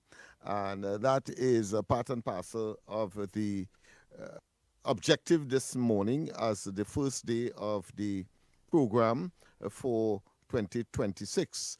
Once again, I cannot overemphasize a pleasant 2026 for all and sundry, or to all and sundry, wishing you that which you wish for yourself. And I normally would say it, I said it at the commencement of last year's, so I see no reason why to end that tradition now. I wish you a lot of money this year. And of course, when I say so, I mean it legitimately. I mean it with a hard work, industry, and with a high degree of creativity. And because too often we find that, particularly among the African community, to wish somebody plenty money this year or in any time at all, I always find it, people shy away, or their facial expression turns to one that suggests that it is impossible. I say to you, no. We have a dissimilar ability. We have this similar acumen, like any businessman from any ethnic group or any other ethnic group, and therefore you should not feel in any way embarrassed, ashamed. Once, of course, you are pursuing that course of action which is legitimate, and of course the state, the government, the population, the country encourages that. And why? Because if you are a small businessman, and it has been established from time immemorial that 60% of the employed are usually employed with small businesses. So therefore, when you would have set up a small business and it grows into a medium and large and so on, you would have been contributing to the economy, your country, and of course generating and expanding, of course, the GDP of the country in the interests of prosperity. And of course, being able to pay our respective bills, whether at the level of the family, level of the community, or level of the country. So I have no apology to make with respect, of course, to wishing people and that you make plenty money this year. And I will continue so to do. With respect to my good friend, the voice sounds familiar, but whether that is so or not, the fact of the matter is that my position with respect to the fines, which became, of course, a firestorm sort of discussion, particularly on social media and on the real media as well, prior to the turn of the year, would have been what were the intervening factors that would have caused the present administration and the Prime Minister to up the fees as opposed to lower it, as was being touted across social media, and of course it becoming what clearly would have been something that would have been ubiquitous and seen to be something that might have been reneging on a promise made, and therefore the integrity of the Prime Minister would have been called into question. And of course, I was at pains to say that clearly the integrity of the Prime Minister has not have not suffered in any way, simply because we have seen where the merit points, as promised, was reduced. We have seen, of course, delivery to the public servants in terms of the 10% agreement and arrangement. We have seen, of course, property tax being withdrawn, and so many other issues relating to that. So this one issue, and that is why I reference the term in psychology, it is called framing, where you one exception Hold 1 minute, and Lennox make Smith. it Hold 1 minute. that is in this particular case a political narrative, and that is why I concluded that it was, of course, Hold 1 minute, E&M Lennox. proper. Go ahead, caller. exercise. My friend, Yeah. sorry about that. Good morning, Andy Williams. God bless you. God bless all you for the new year. Because this is Granny. I called to remind you to meet Dr. Tim Gopi Singh. My grandson is one of the student doctor finished internship and working with a whole group of them who finished internship to call them, and this is going in 9 months plus when the PNM day, highly qualified doctors, they have big trophy, and they get calling, yet they owe loan. I like the government, I'm a UNC, that is my government, but I don't know what Tim Gopi Singh is doing. These children owing student loan, they owing other loan, and they would like to get their work. Kamala said, the Prime Minister, education is the key to come out of poverty. These children is not rich children. How will they come out of poverty and they take the education from 3 years till you finish medicine, finish internship? I would like you to do that for me. I'm not hearing the callers. I'm not hearing the callers. I would like you to do that for me. Nothing Please. different to how it was in the previous dispensation when I was on George Street and you were where you are. So there may be something at your end. Right. So what I want to say is that, and I want to say God bless all you. God bless all you for the new year. I am a UNC. I would like to get these children to get help. Because my grandson is a doctor in it. Right? I would like you to call me back and say you would meet him, Gopi Singh. Right. So as I'm waiting on your call, I will always remind you. You know? Now, they don't have to beg because they have their education and they hard working. They have very good characters and a whole batch of them. 3/4 of them is UNC. What keeping back Tim Gopi Singh?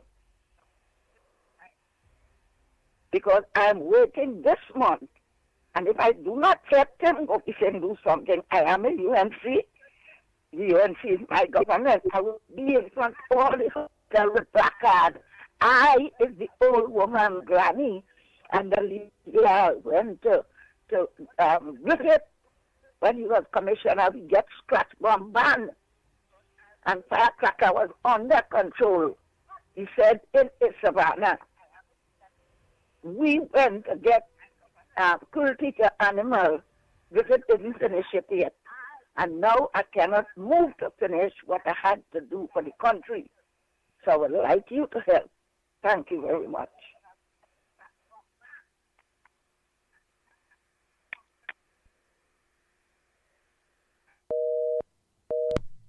Thank you very much, Granny. Lennox Smith, go ahead by the time. Just checking up on something here. Yeah, but I want to tell you that we have not been able to hear the callers and their contributions. Oh, we heard the others. Right, okay. This particular one. So there may be something. It's such a song as how I used to get it when I was on George Street. So let's see what. I don't know if some tweaking has to be done on your side.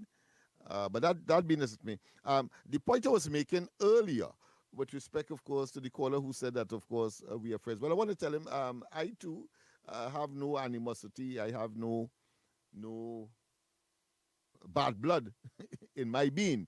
So I want to say, and of course, I always take things in the spirit in which one should take it, and that is to say that while, of course, we may disagree with each other, I will defend the right for you to speak because this is a democracy, and our effort is to, of course, democratize the process where people feel free to speak, of course, within certain parameters. For example, you can't use the obscene language, can't be so annoyed that you're using obscene language and so on. But outside of that, once, of course, it is within palatable and permissible vocal or should I say word limits, then of course we could interact and we may disagree with each other. Whether you call me a hush puppy or something on some dashboard, but that is from as far as I'm concerned, water and duck back. It doesn't add value to anything by of course going personal. But if that's the choice, I have no difficulty because I think I have the capacity to reciprocate.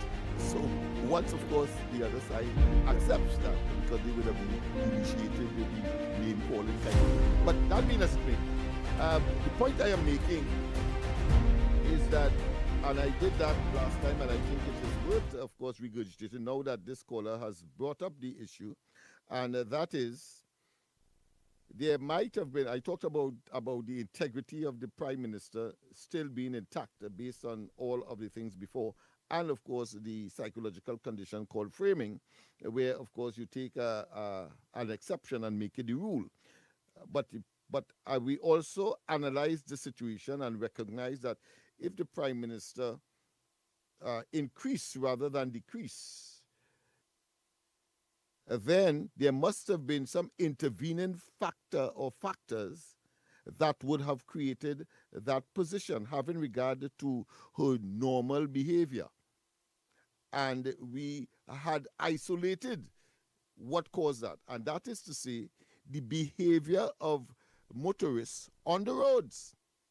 And therefore, that would have been part and parcel of the narrative, of the rationale for the increase, because you want to save lives. People are not obeying the road code, and they are being, of course, extremely callous and flagrantly would, of course, breach the highway code. So in order to get their attention, you increase to a point which is almost prohibitive. And of course, keeping in mind that it is what? It is not a tax, as the opposition would like us to believe, but it is a fine, meaning that if you do not commit the act, and of course within the or should I say within the sight of the enforcers, whether it be licensing officers or police, etc., well, of course, you will be found on the other side of the coin, meaning that you will be issued such a fine. So it is and therefore it's behavioral change. And something recently happened that confirms not only has the integrity of the Prime Minister remained intact, but it also verifies, certifies, endorses that it was about behavioral change that would have engendered the reason for the increase in fines. And of course, what is that recent statement?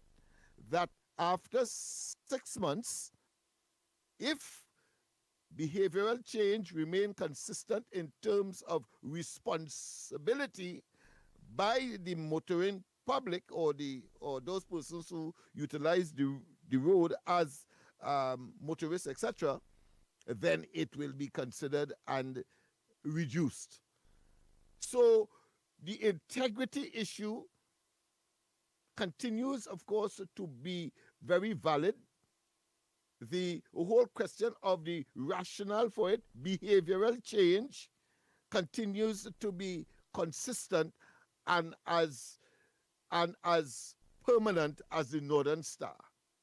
So I think that recent, without having to prompt, without having to influence, the Prime Minister clearly would have been listening to the debate on the matter, and therefore reinforced the fact that it was about behavioral change. And thus the recent statement that if after 6 months the behavior of the motoring public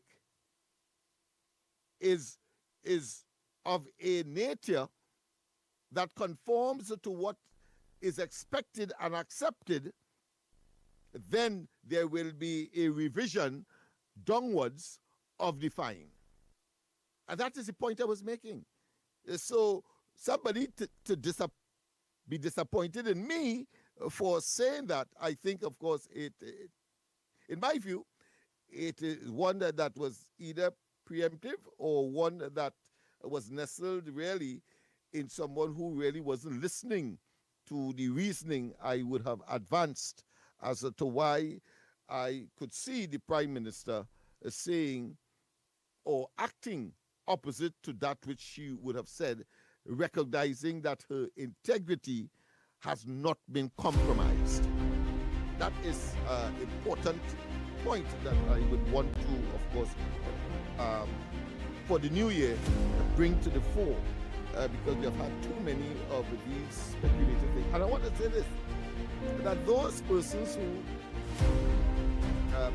prior to what transpired with the Americans and their strike on Venezuela, you have heard the caller, I mean, it's totally hilarious, and I'm being kindly hilarious, to hear that person say, well, listen, all right, I accept that they get Maduro and he's back in America, but they can't go in. Well, there's another psychological term that came to my mind immediately, and that is cognitive dissonance.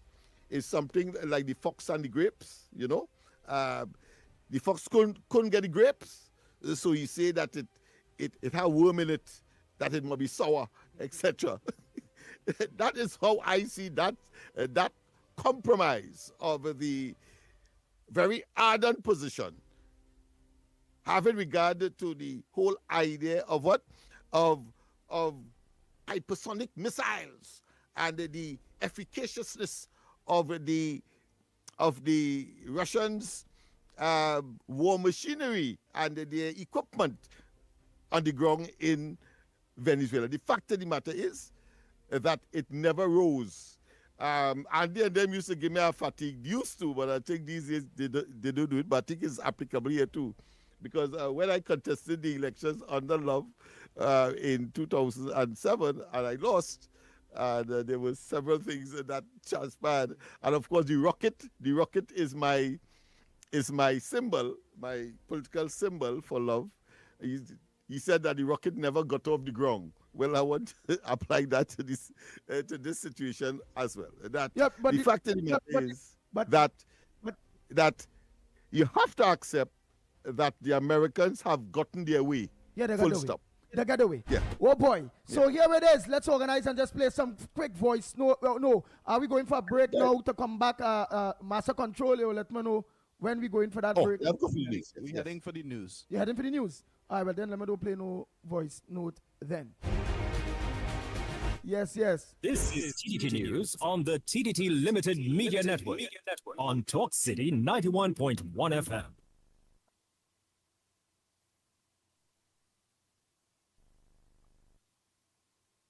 Good morning. This is your TTT News update. I'm Sherilyn Lewis making the news at this time.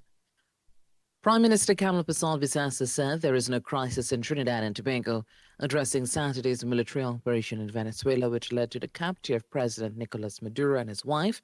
Mrs. Persad-Bissassa assured the public that what happened in Venezuela has nothing to do with Trinidad and Tobago. The Prime Minister stated that as Venezuela undergoes its transition, Trinidad and Tobago looks forward to deepening its long-standing friendship with the people of Venezuela and renewing cooperation. Mrs. Persad-Bissassa said she was asked about the U.S. indictment against Mr. Maduro and whether she was surprised that Caribbean politicians were implicated. Minister of Foreign and Caribbean Affairs Sean Service says the relationship between this country and Venezuela is not compromised. He says the current situation taking place in Caracas is fluid and dynamic, but Trinidad and Tobago remains steadfast in its relationship with our Spanish-speaking neighbors. Minister Service says he is not aware of any citizen feeling uneased by the situation occurring in Venezuela on Saturday. We want to work with the United States as a long fraternal partner to make not only the United States but its allies, Trinidad and Tobago being one of them, safer, stronger, and more prosperous. The well-being of the citizens of Trinidad and Tobago has always been forefront and paramount, most important to this Prime Minister and to this administration. And any policy by any country that will ensure that that occurs, Trinidad and Tobago and this administration, led by the Prime Minister, will support. He says the National Security Council, led by the Prime Minister, worked effectively to activate pre-planned protocols to ensure that the country was kept safe as the US-led action was taking place. I don't believe that it is correct to say that the Prime Minister did not give information as it came to us through the National Security Council. As information came, based upon the sensitivity of the information, based upon certain protocols, established set protocols that were being reviewed at the National Security Council level, information was disseminated. This is an ever-evolving situation, and being sensitive in terms of what we see, what we do, how we approach the situation is extremely important. Councillor for Enterprise South, Longdenville North, Brenda John, distributed many prizes to residents of the community during a New Year's football event with a twist, which saw participants decked in male and female formal attire. The event was organized to promote community spirit and camaraderie through sport. Councillor John called on residents to keep up the community events. I'm here to bring greetings from Shabona's Borough Corporation and also the Shabona's East MP, Ms. Vandana Mohit, and extension our PM. I'm also here to see who it is I can give 50 US to. I'm also here to give out some Pennywise vouchers. I'm also here to give away 200. So I will see who it is. They can select who it is they want. So I'm here to support whatever event is happening in my electoral district. I'm always supporting. Councillor John reminded residents about her office hours, which they will be afforded an opportunity to air their concerns. My office is at next to 6.1 in Enterprise, Southern Main Road. I'll be opening back on the 5th of January, seeing persons on the 6th. Thursday, that's normally be my field visit where I will drive around in the community Thursday and Friday to see what are the issues. On the 21st, I had over 600 children distributed treat at the Londonville basketball court. I will continue to work in my electoral district. I cannot do street by street and I cannot reach everyone, but my doors are open to each and every one. I do not segregate. And to sport, Minister of Sport and Youth Affairs Philip Watts is expressing condolences on the passing of former Member of Parliament Eddie Hart. In a statement to TTT Sport, Minister Watts notes that Trinidad and Tobago is mourning the loss of a true patriot and a cornerstone of our sporting culture. He says Eddie Hart was more than just a name on a league. He was a visionary who understood that sport is the most powerful tool we have for community transformation and youth empowerment. Truly legendary. That was TTT News on the TTT Limited Media Network on Talk City 91.1 FM. Talk City 91.1 FM. Talk. This is about creating opportunity through responsible management and citizen participation in national wealth. We are targeting US $3 billion in new investment within the next few years in energy, in construction, in tourism, and the digital economy. Music. It's reconstruction time in Trinidad, so put your shoulder to the women and stop.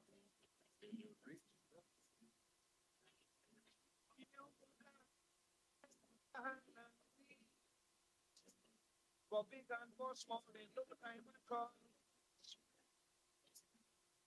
There's no other way. Your patriotic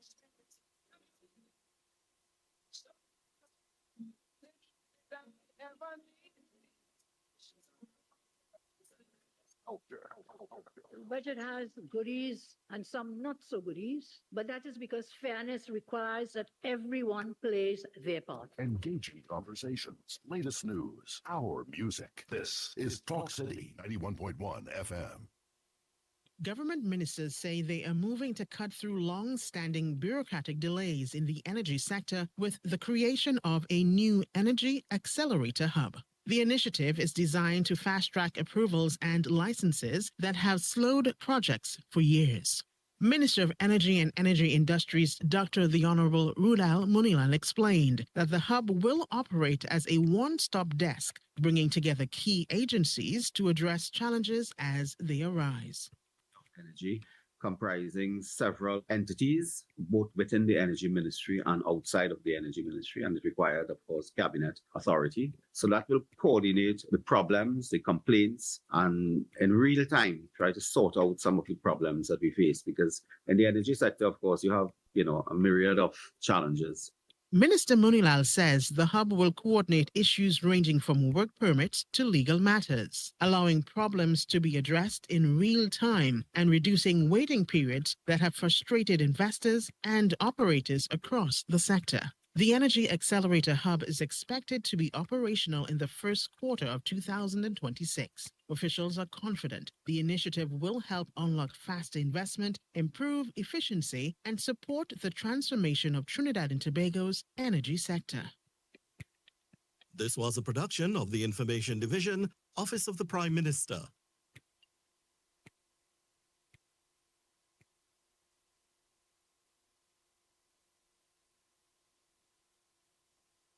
Request your favorite song. 622-4911.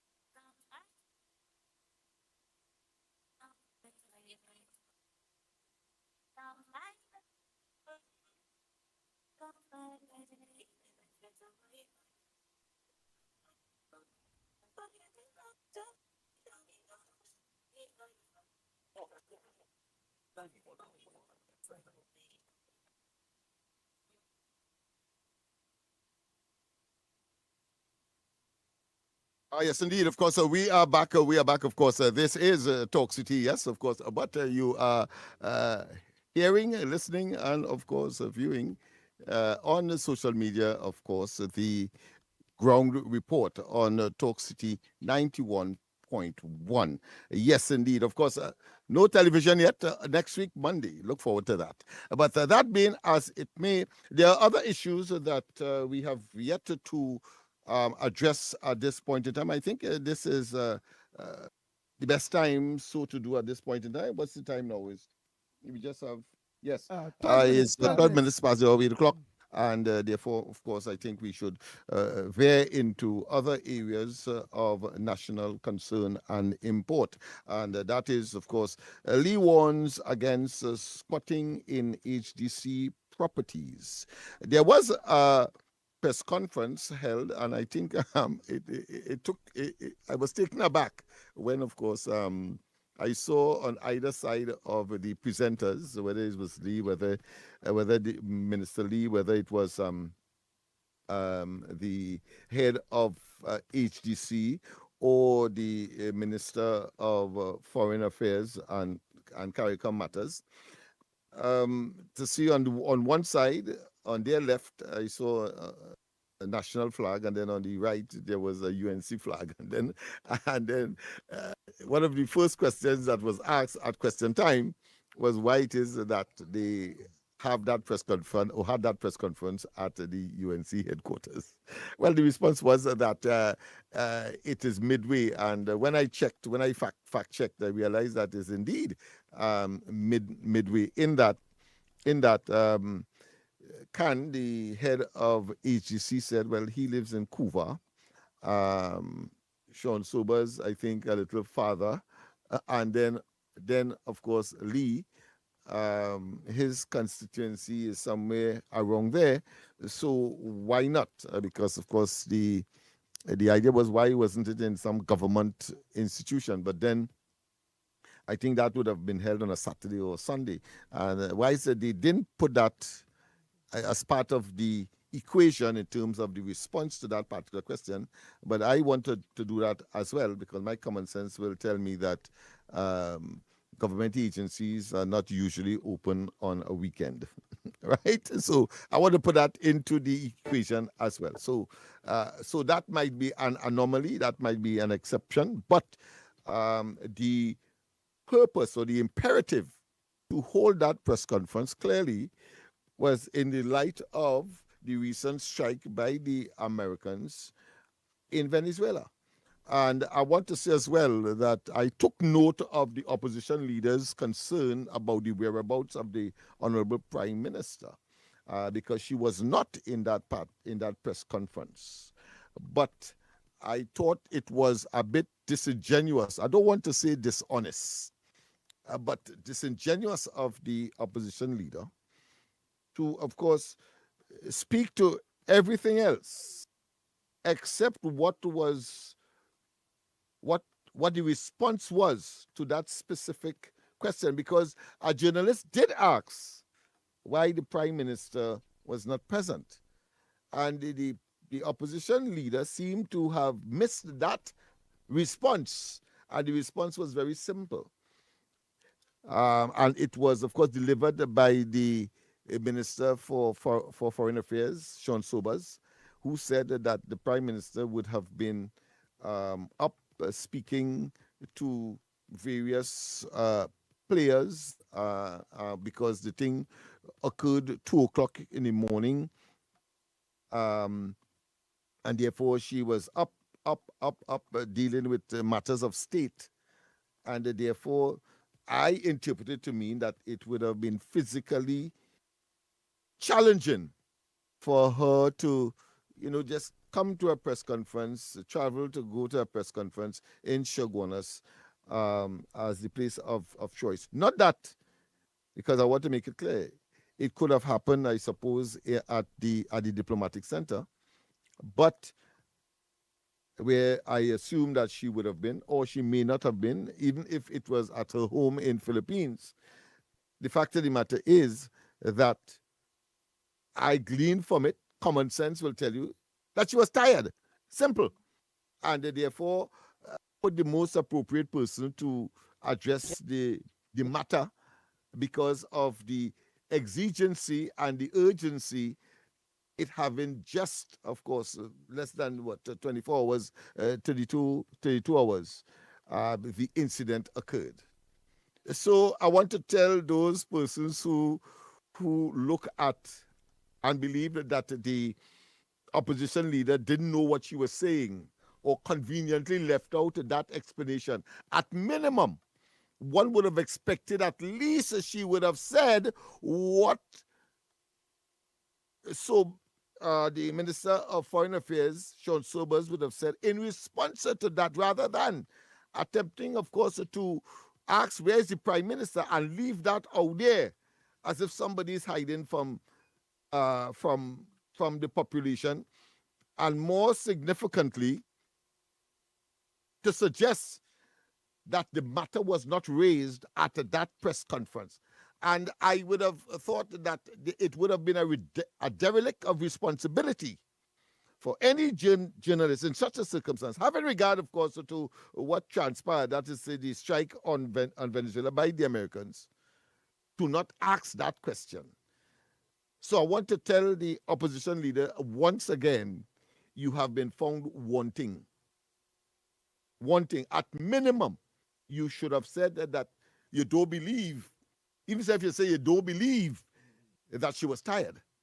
No problem with that. But to suggest that statement could be made, where is the Prime Minister, in isolation, without it put there, gleaning from the same source that she would have, of course, issued other concerns with respect, of course, to the American strike. I think that was disingenuous. And I say, I don't want to say dishonest. I want to say disingenuous. I could have said dishonest. The other matter, of course, Sober's PM is on top of things. That's another topic that is in the Newsday, and it refers to the fact that the Prime Minister did issue a statement indicating that the population has nothing to fear. Only the opposition seem to be fear-mongering. They seem to be caught up in a state of what I consider to be hustling for political mileage and not recognizing the damage that if people take them seriously, that could be done by the gullible.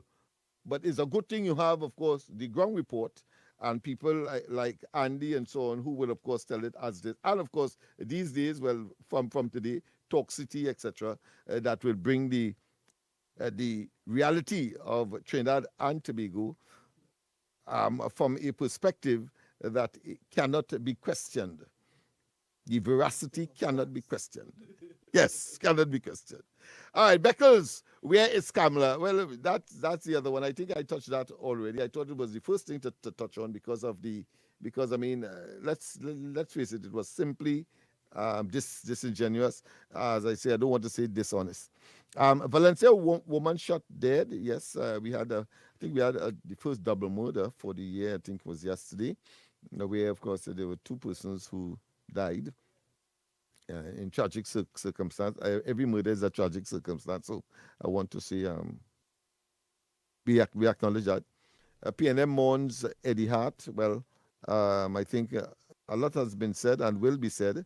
Of course, government and non-government, particularly PNM officials, have been, of course, given their condolences, and I'm sure that there will be a lot of what I consider to be eulogy to go around as far as why he was alive, what he would have accomplished, and what he would have meant to Trinidad and Tobago and the particular community that he served over the years, Tonopuna in particular. All right, Griffith, the bully has been bullied.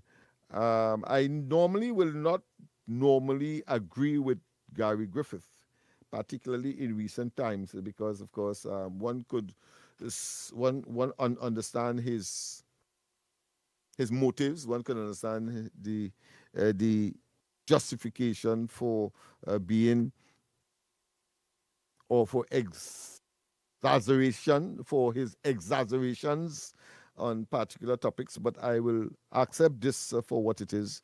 The bully has been bullied, and he was making a comment, or he is making a comment, where, of course, Maduro has gotten, of course, some of his own medicine.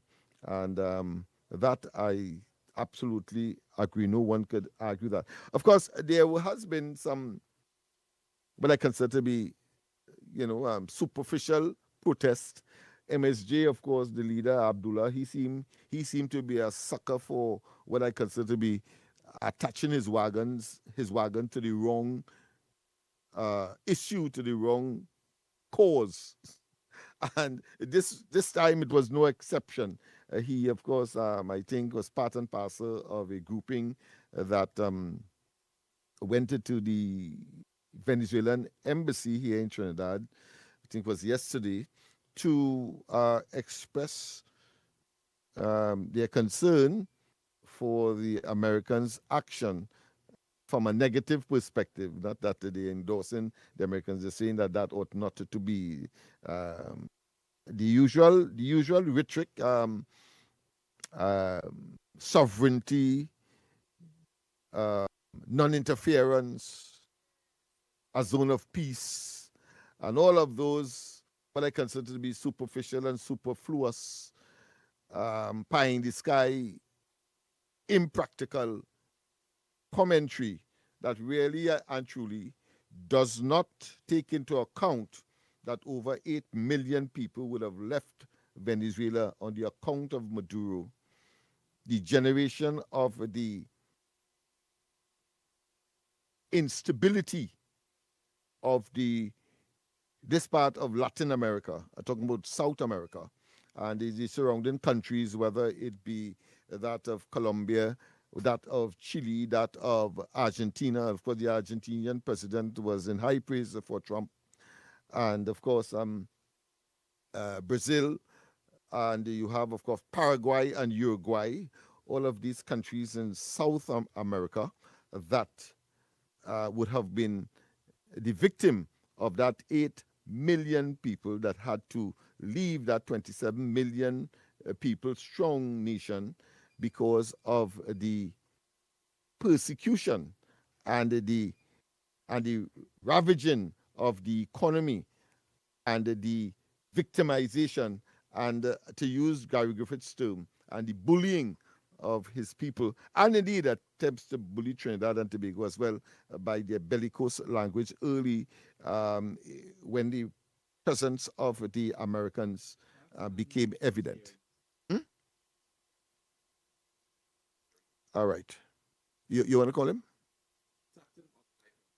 Oh, yeah. Andy? Nice. The voice notes. Before we took the break, you were about to engage that aspect of the... okay, well, go right ahead. Okay, then.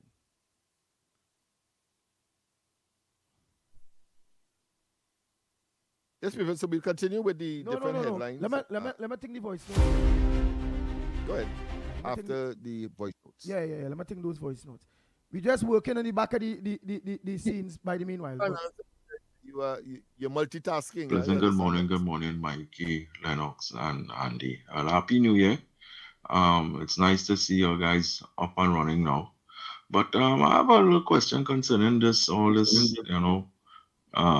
Maduro and, who get arrested and all these things. A question to keep popping up in the social media is that they do not sweep now, and they believe that we might have politicians involved with him too. So, is it possible that we former PM might be involved too?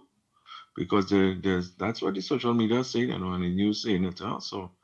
I just want to know if a lot of politicians in these other Caribbean islands, including Trinidad,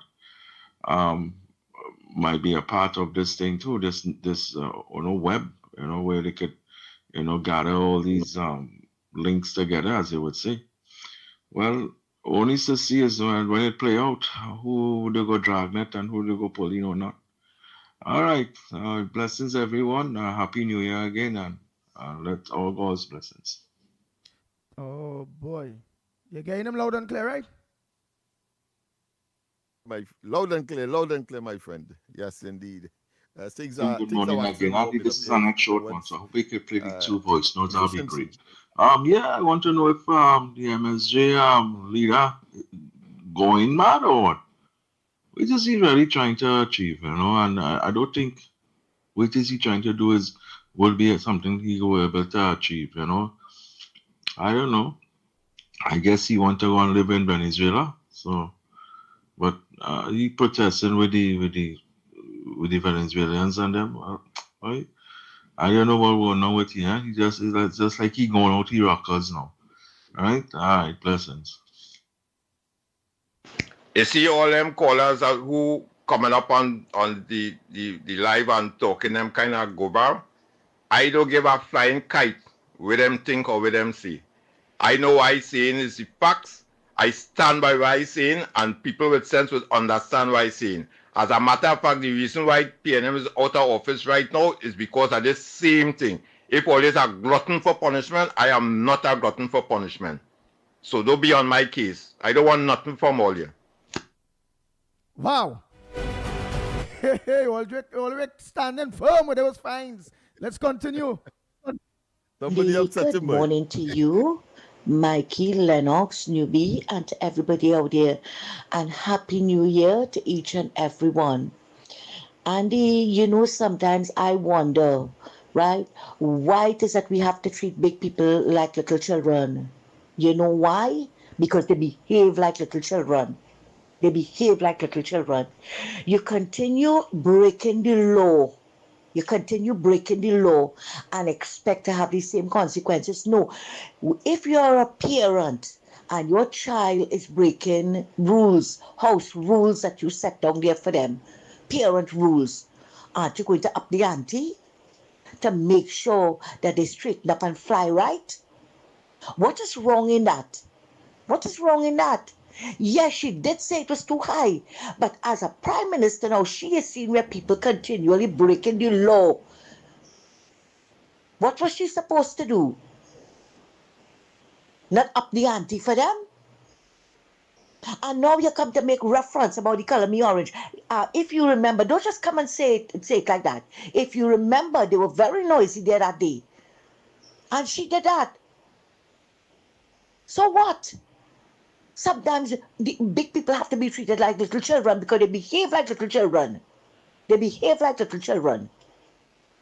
You want to tell me that a man was 31 kilometers over the speed limit, and he complaining about having to pay, I think it was 4,800 or something like that. You broke the speed limit. You broke the law. If you would at that speed, right, and somebody gave you a bad drive, or there was something in the road that you had to swerve to avoid it, or a tire blowout or something, and it would have been more for you, it would have been dangerous for you. So all this nonsense about it affecting poor people, stop breaking the law. Stop breaking it. You break the law and you pay the fines. You're on your cell phone, you know it is wrong. You're texting and driving without seatbelts, drunk driving. How many times do you have to warn your children about something? And how many times is she going to warn the citizens about something? Put yourself in that position. You don't want to pay the government any money? Then do the right thing. Toe the line. Straighten up and fly right. Andy, thanks a lot and have a good one. We papa. All I don't want to pay no fines. Don't do the crime. That's Santa Cruz. They're saying that Ulrich. Many other people are saying, yeah, the law is the law. But some people are singing like Ulrich too, saying that the issue is the admittance that the fines was too high. But then we also had to put in consideration the government, through the Honorable Kamala Prasad Bisesa, mentioned that here it is. I will look to retract that after 6 months. If only behave yourself in a 6 months period, we go drop them prices. I take away the demerit points. I realize people now start to overdo it more. Well, plenty, because that way technically the government is saying. We moved the demerit points. It was moved for about a month, 2 months or so. The demerit points gone.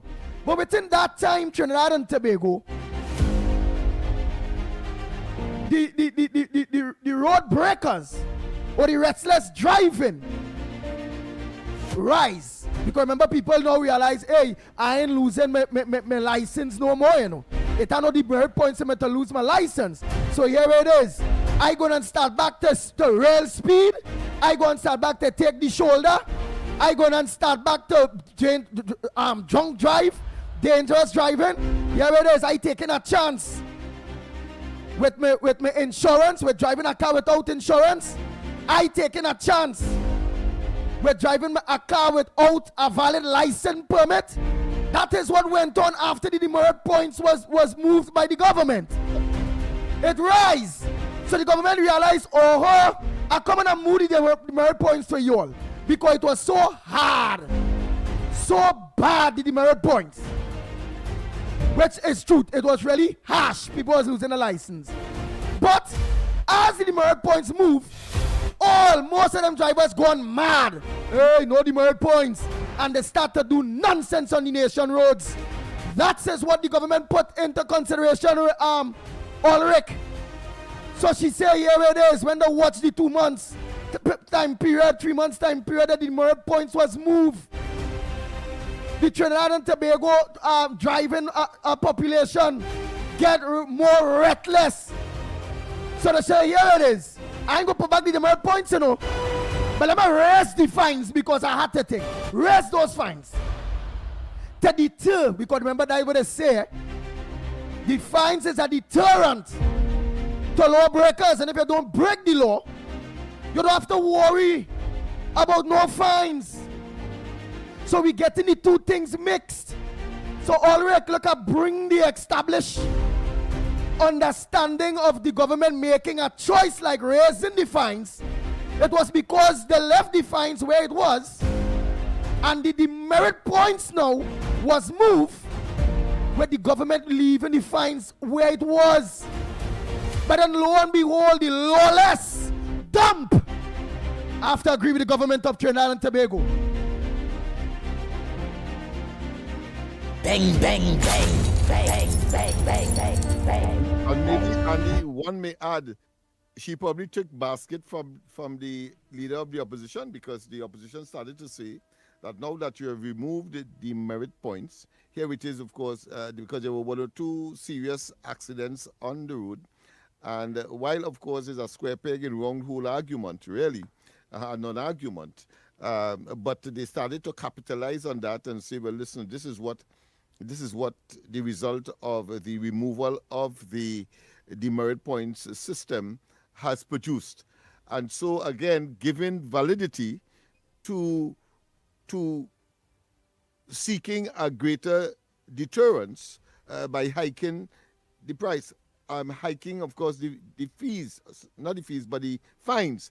And I'm saying that does not take away the integrity of the Prime Minister. Does not. Correct. Does not compromise it. So Trinidad and Tobago. And now she comes back and say that, listen, if all the behave all this, showing again consistency in integrity, I am going to reduce it because the concern is behavioral change. Remember, the opposition was also saying, and those who are soothsayer were also saying, that was really attacks. Remember that? Yeah, and wrong. So Trinidad and Tobago, again, you all wanted, Ulrich, all of you wanted, yours truly, the pitbull of radio, whole take on this. And I and all was like, whoa, I see the video all over the place where the Honorable Kamala Prasad Bisesa saying various things. Yes, she did. She did. The videos and them that was circulating can't lie. She did say the taxes was too high. Yes, the Honorable Prime Minister. She did say that there are rogue police officers and licensed officers that will get up across the bed and will organize and do what they want. She did also said that the taxing situation, that was a form of tax by the PNM to tax the people in Trinidad and Tobago, correct. But what you all are not saying or understanding, the raise in the heights of the ticketing system or the penalties have everything to do with the 3 months that the merit points was moved. And yes, it was high. It was still all right. The same high that Ole find it was high that she had was a drop, and she said she was going to drop. It remained right there. Understand this, Trinidad and Tobago. It had remained right there. But lo and behold, Trinidad and Tobago drivers so unlawful, because Trinidad and Tobago is an unlawful dump or a lawless society. It is what it is. We must say it. If it's blue, it's blue. If it's green, it's green. Yours truly, the pitbull of radio. I made calls because I and all try to understand why the government will organize now and raise it. And then when they send the various statistics that while the demerit points was moved, people start to go haywire, mad, more speeding, more drunk driving, more recklessness, ignoring that they still had a fine to pay, no? So the government had no choice. They say, whoa, we removed the demerit points. We'll have them in an order that the P&M did put there. It is harsh, but here we had to do. We had to get them back a deterrent. We have to get them back a deterrent because more and more people will organize and continue to break the law because they're ignoring in their book now. That last set of money was small money. You know, it's like children. All right, I could pay that. It was only 1,000. Yeah, so I go still, I ain't gonna wear my seatbelt because I could still make up 1,000. But when they raise it and say, well, you might have to pay 2,000 now. Oh God! Oh God! The wicked! Oh God, the government wicked! But you know nobody in balling. Oh God! Oh God! The government move the demerit points, that wicked demerit points. The government moved it. Well, Bolna, and oh God, Trinidad and Tobago. You know the drivers and them going back mad, more mad.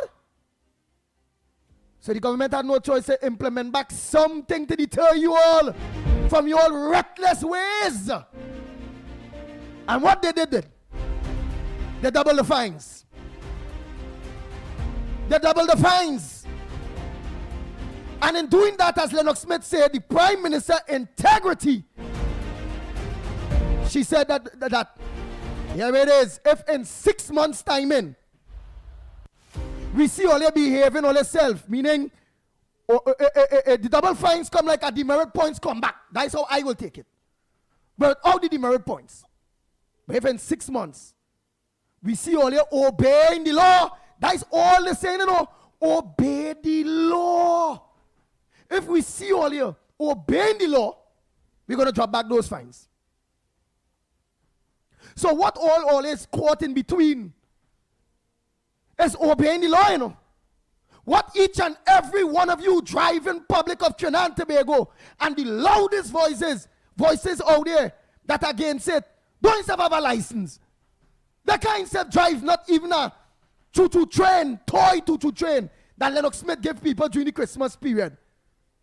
The kind of drive a toy car, them little toy car them so. They have no license. They are not part of the driving public. But just to fight the government of Trinidad and Tobago, rah, rah, rah, oh God, they're wicked. They come like, there's like the P&M. No way this government is like the P&M.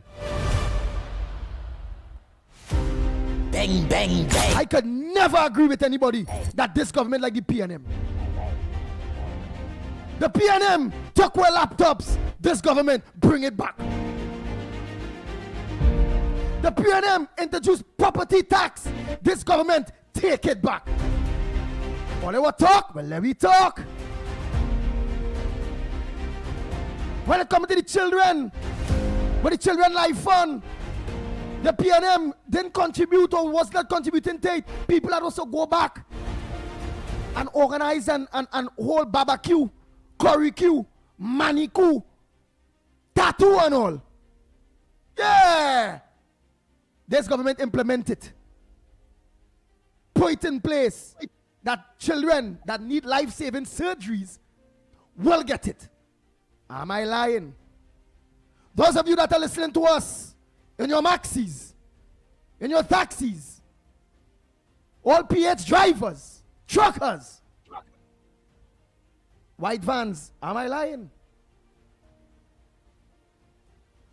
And it have a lot more. Oh, some people bawling about the rentals tax and saying that come like a property tax. That's not truth. If you are a resident, if your house not renting, not doing commercial on a normal basis, you'd have to pay no tax. No tax on a normal basis. But so long as your house, you turn your house into a commercial and you renting part of your house or renting your whole house, you have to pay the property tax. No, not the property tax, but the rental tax.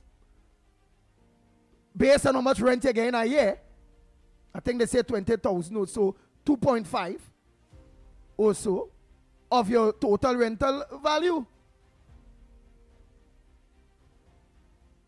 So come on, it have some little things that only will get more clarity to it. When yes, yours truly the Pitbull, yours truly Lennox Smith, the ground report, when we started bringing representatives from the various ministries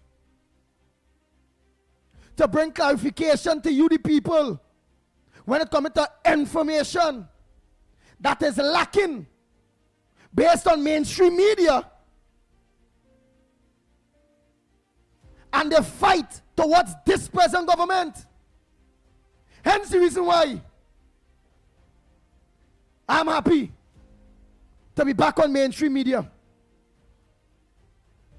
Not to be no propaganda for the UNC, because if the UNC are nonsense, the Pitbull, the ground report will say the UNC are nonsense. If they're wrong, the Pitbull, the ground report, we will say the UNC wrong. Because it's taxpayers' money. And this is a state enterprise. And with state enterprise, the ground report is representing everyone. Whether you are UNC, whether you are PNM, whether you are ILP, whatever political party you support, we give you honest voices and representation will be given to all of you. Because it's state money. Because this is a state institution. Talk City. And next week, Monday, please God, TV4. We want the proper information come out there. The right information. The truth. And we're going to do that. So if you all understand what the Pitbull take on this whole race and the fines when it comes to the driving public, with the government having to go back on their word. But in my book, the word was to really move the demerit points. The only other thing is that the government, the Honorable Prime Minister back then mentioned about the ticket, the fines too high. But she moved the demerit points and she left it. She left the fines where it was. You all never give them, the driving public of Trinidad and Tobago, never give them the opportunity to be able now to even look to reducing the fines. Because first we are a lawless dump in Trinidad and Tobago. As the demerit points move, all drivers going haywire. Most drivers going haywire. You know, if all was obeying the law and the percentage rates didn't go up on reckless driving, drinking and driving and all those various things. You know, all now, the press conference by the government of Trinidad and Tobago might have been, we will be deducting, we will be cutting down on some of the fines too high. But no, so here it is. Now, will give me the hint when we go in for the break. But I want you all to get in now. Whether you agree with the Pitbull, whether you disagree with the Pitbull, it is what it is. We are lawless dump.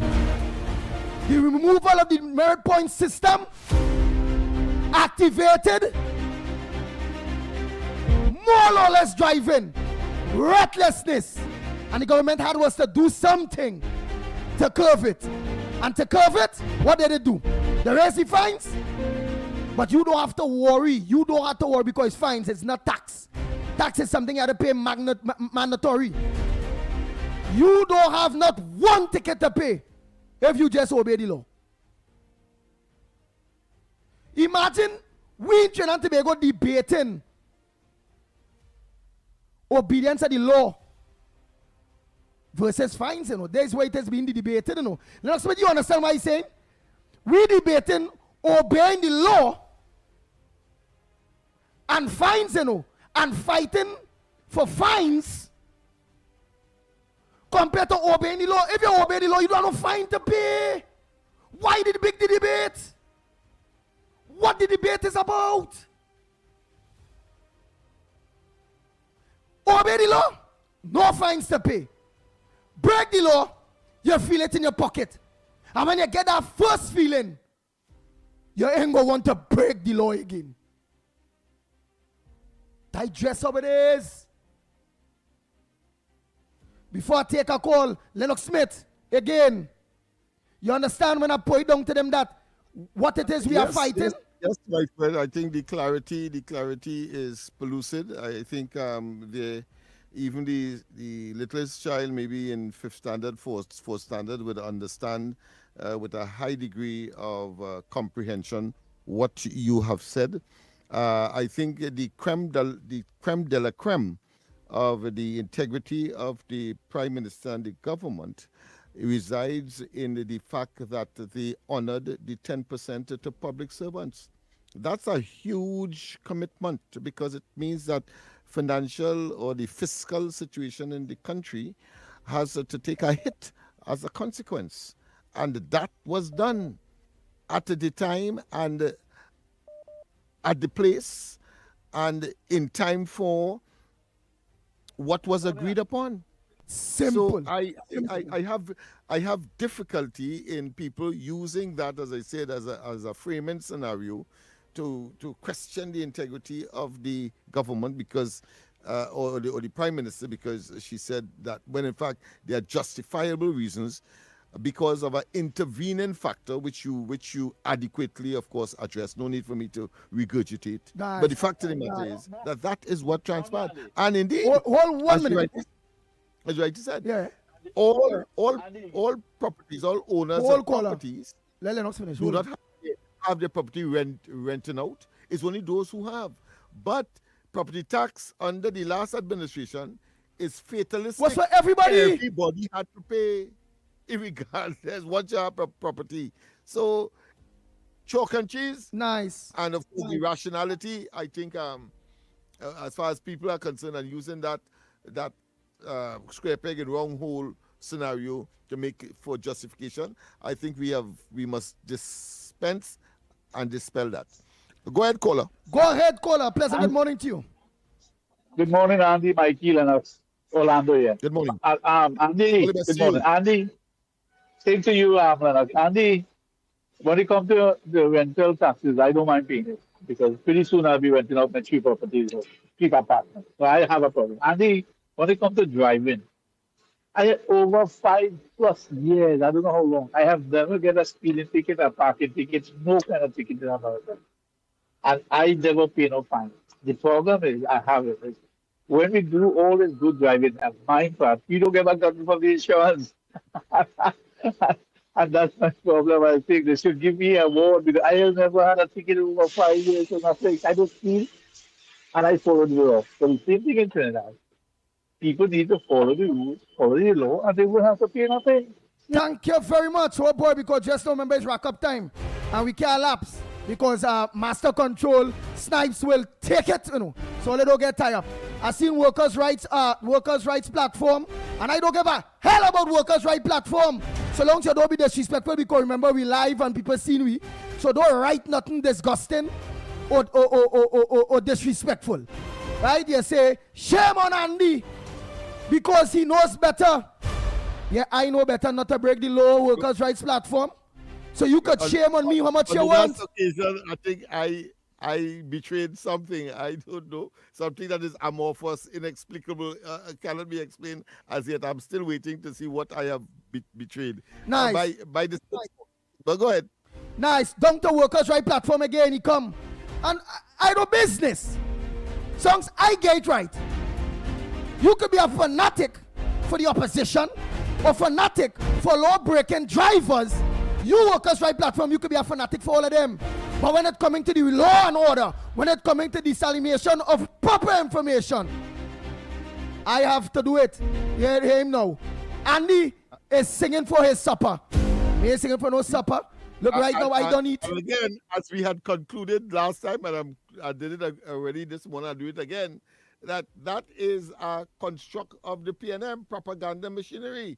And they have fallen victim to it. So the only people that benefit from that by that, what I consider be square peg and wrong rule argument, is the P&M. So therefore, whether advertently, whether by design, whether inadvertently, the fact of the matter is that that is nonsensical. It is ocious. It is irrelevant. If you didn't commit, then it means therefore you have no fine to pay. Simple.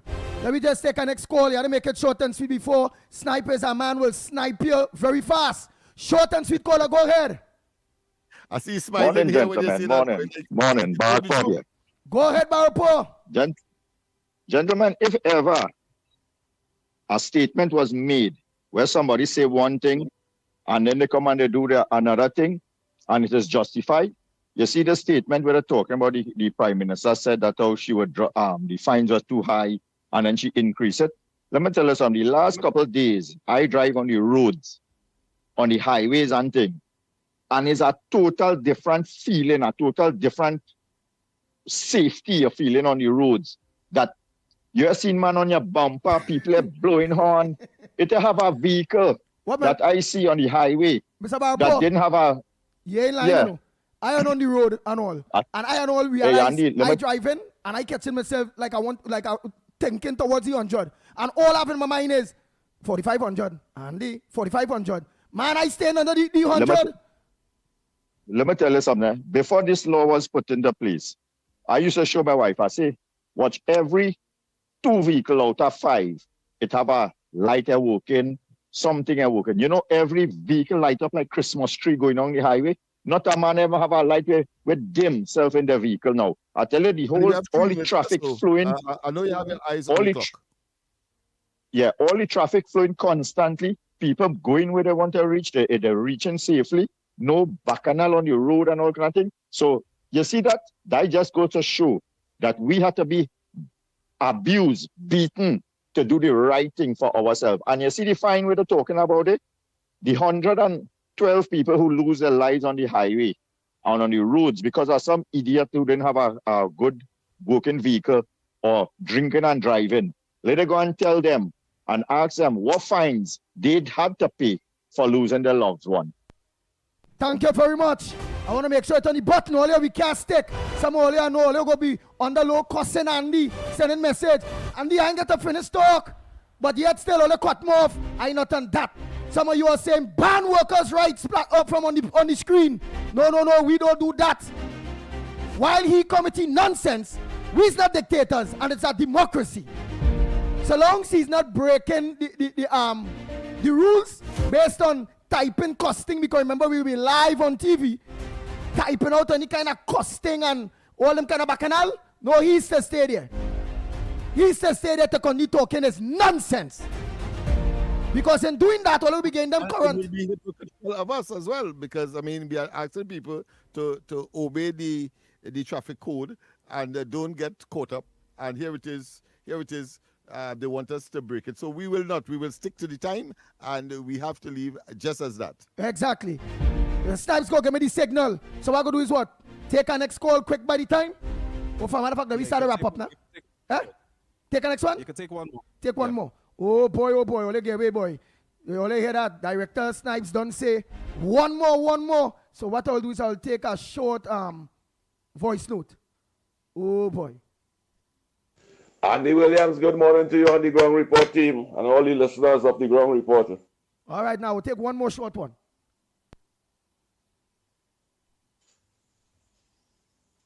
Oh, good morning to the Magnificent 3 again. Well, I know who calls Lennox, who does not understand me. I'm very disappointed. Well, brother man, I'm very disappointed still in you because like you're talking with sense at all. Just because it have a fine. So you saying that people have to continue breaking the law then, and you must have a small fine so that when they break the law, they will just pay and just continue to break the law. Tell your daughter that if she windshield right, she will have to get a new windshield when the time comes because you don't know what could happen with you as you say go down in a pothole. A pothole could damage that windshield with a little crack in it. He doesn't. Thank you very much. I want to make sure we're on time. But hey, on the Philly Pitbull and the Ground Report, The ground reported said, well, they feel we're not going to pressure the government to.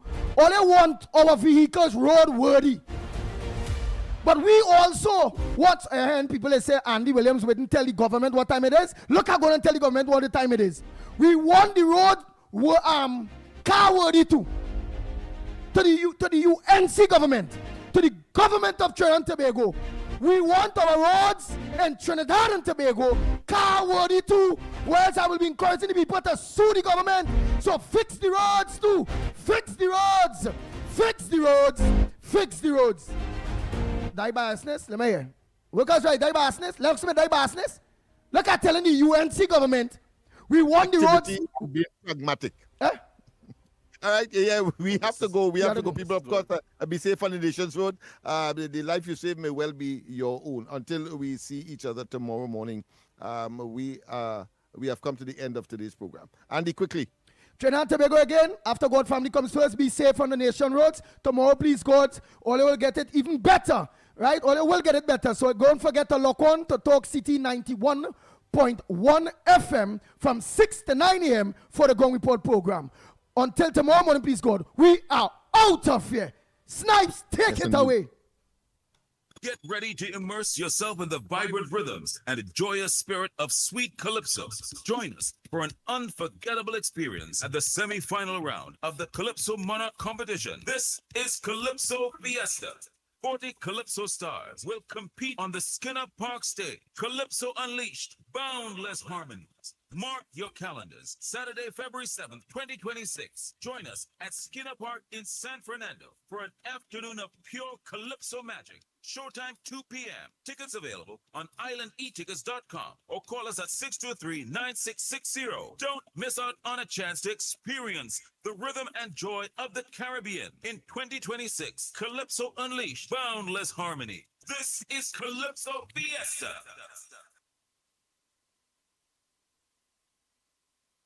Talk City 91.1 FM. Talk. This is about creating opportunity through responsible management and citizen participation in national wealth. We are targeting US $3 billion in new investment within the next few years in energy, in construction, in tourism, and the digital economy. Music. It's reconstruction time in Trinidad, so put your shoulder to the women and stop.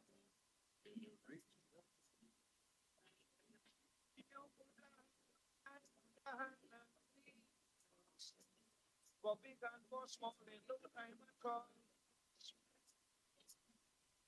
There's no other way. Your patriotic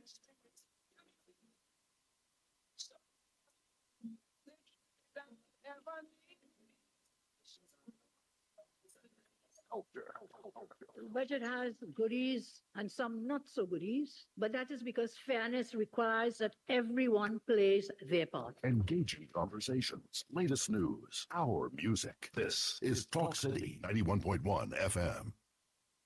On November 9th, 2006, Talk City 91.1 FM launched on the airwaves of TNT. In 2025, we celebrate 19 years of talk, culture, sports, news, education, and information. Join us and journey down memory lane with our brand new podcast feature. Search Talk City 91.1 FM on YouTube and check out some of our features, interviews, and even full shows. Enjoy at your own pace, on your own time. Enjoy again and again as we celebrate 19 years of talk on Talk City 91.1 FM.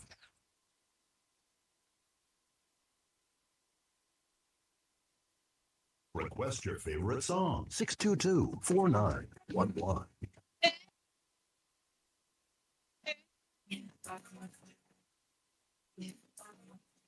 Check this.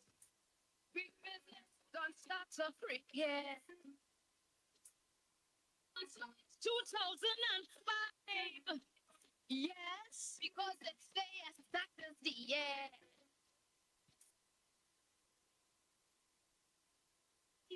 There's no more restriction, open competition. But they just won't make the grade. We don't stand for lobby.